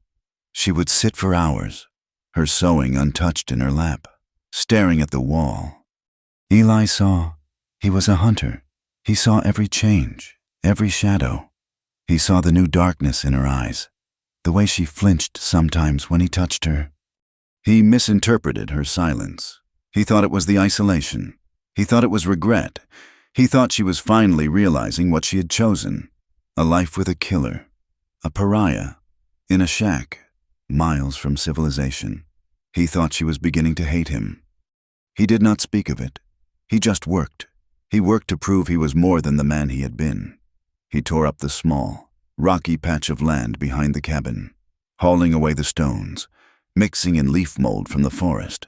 He found the seeds she had planted in the crate, the ones she had left behind at the old cabin, and he replanted them. He built a small, neat fence around it, a garden. He went into the woods and cut 2 long, sturdy lengths of rope.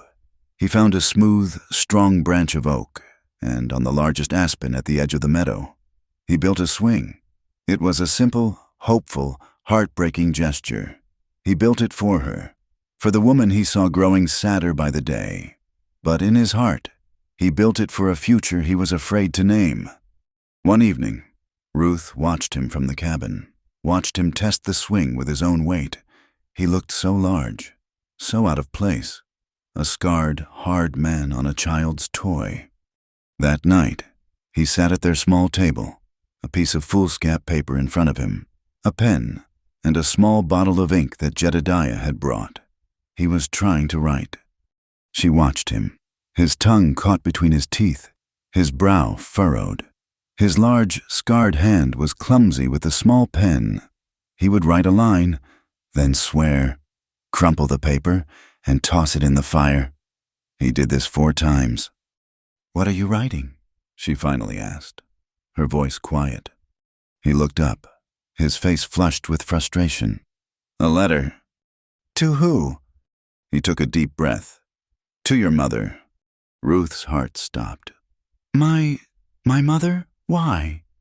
"To tell her," he said, his voice rough. "To tell her you are safe. To tell her you are with me.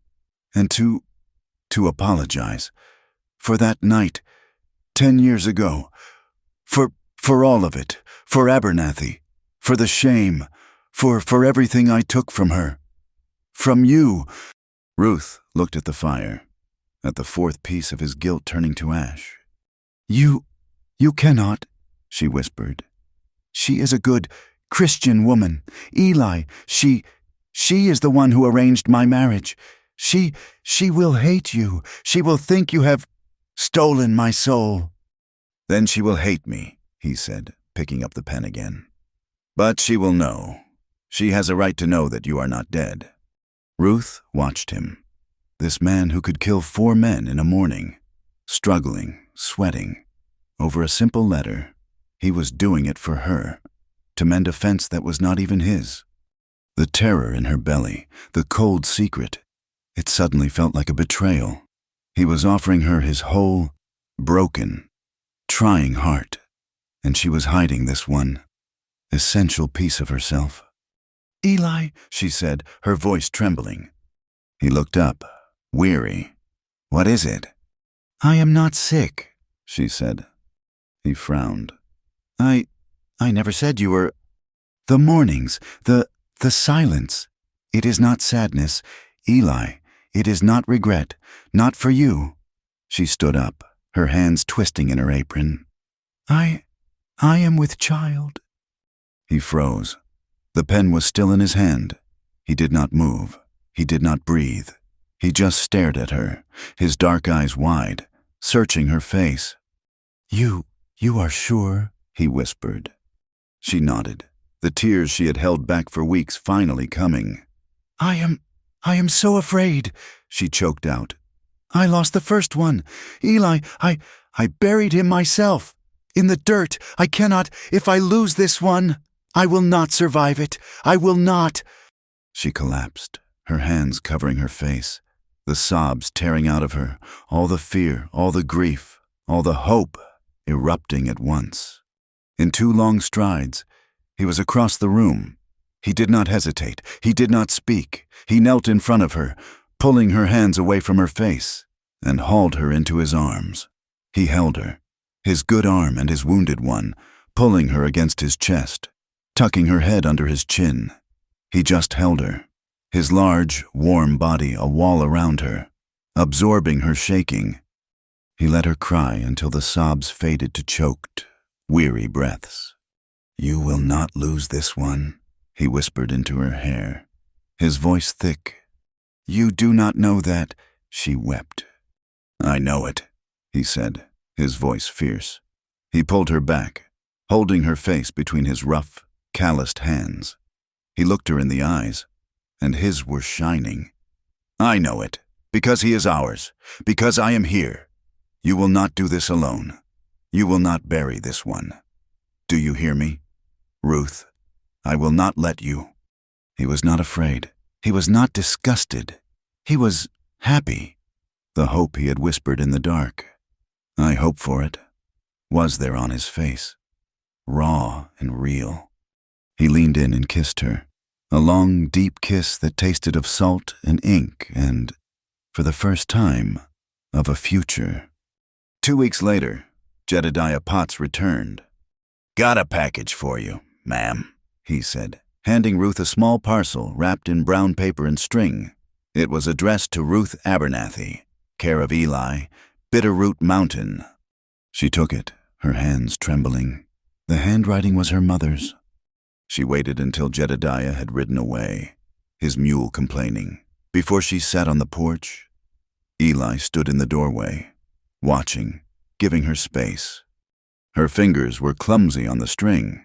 Inside the paper was a small, worn object. It was a handkerchief, faded white linen, with a simple, embroidered border. It was the one her mother had given her something old, on the day she had married Mr. Abernathy. Tucked inside its folds was a piece of notepaper. The writing was sparse, the letters tight and controlled. It was not a letter of forgiveness. It was not a letter of joy. It said, "Your letter was received. The man is a sinner, as are we all. If you are happy, I will be silent. God keep you." Ruth read it twice. Then she unfolded the handkerchief. Her mother had packed it away, but Ruth saw, in the corner, a new, small stitch, a single, blue thread, used to mend a small tear. Her mother, in her own, silent way, had given her blessing. She had mended the cloth. She had closed the wound.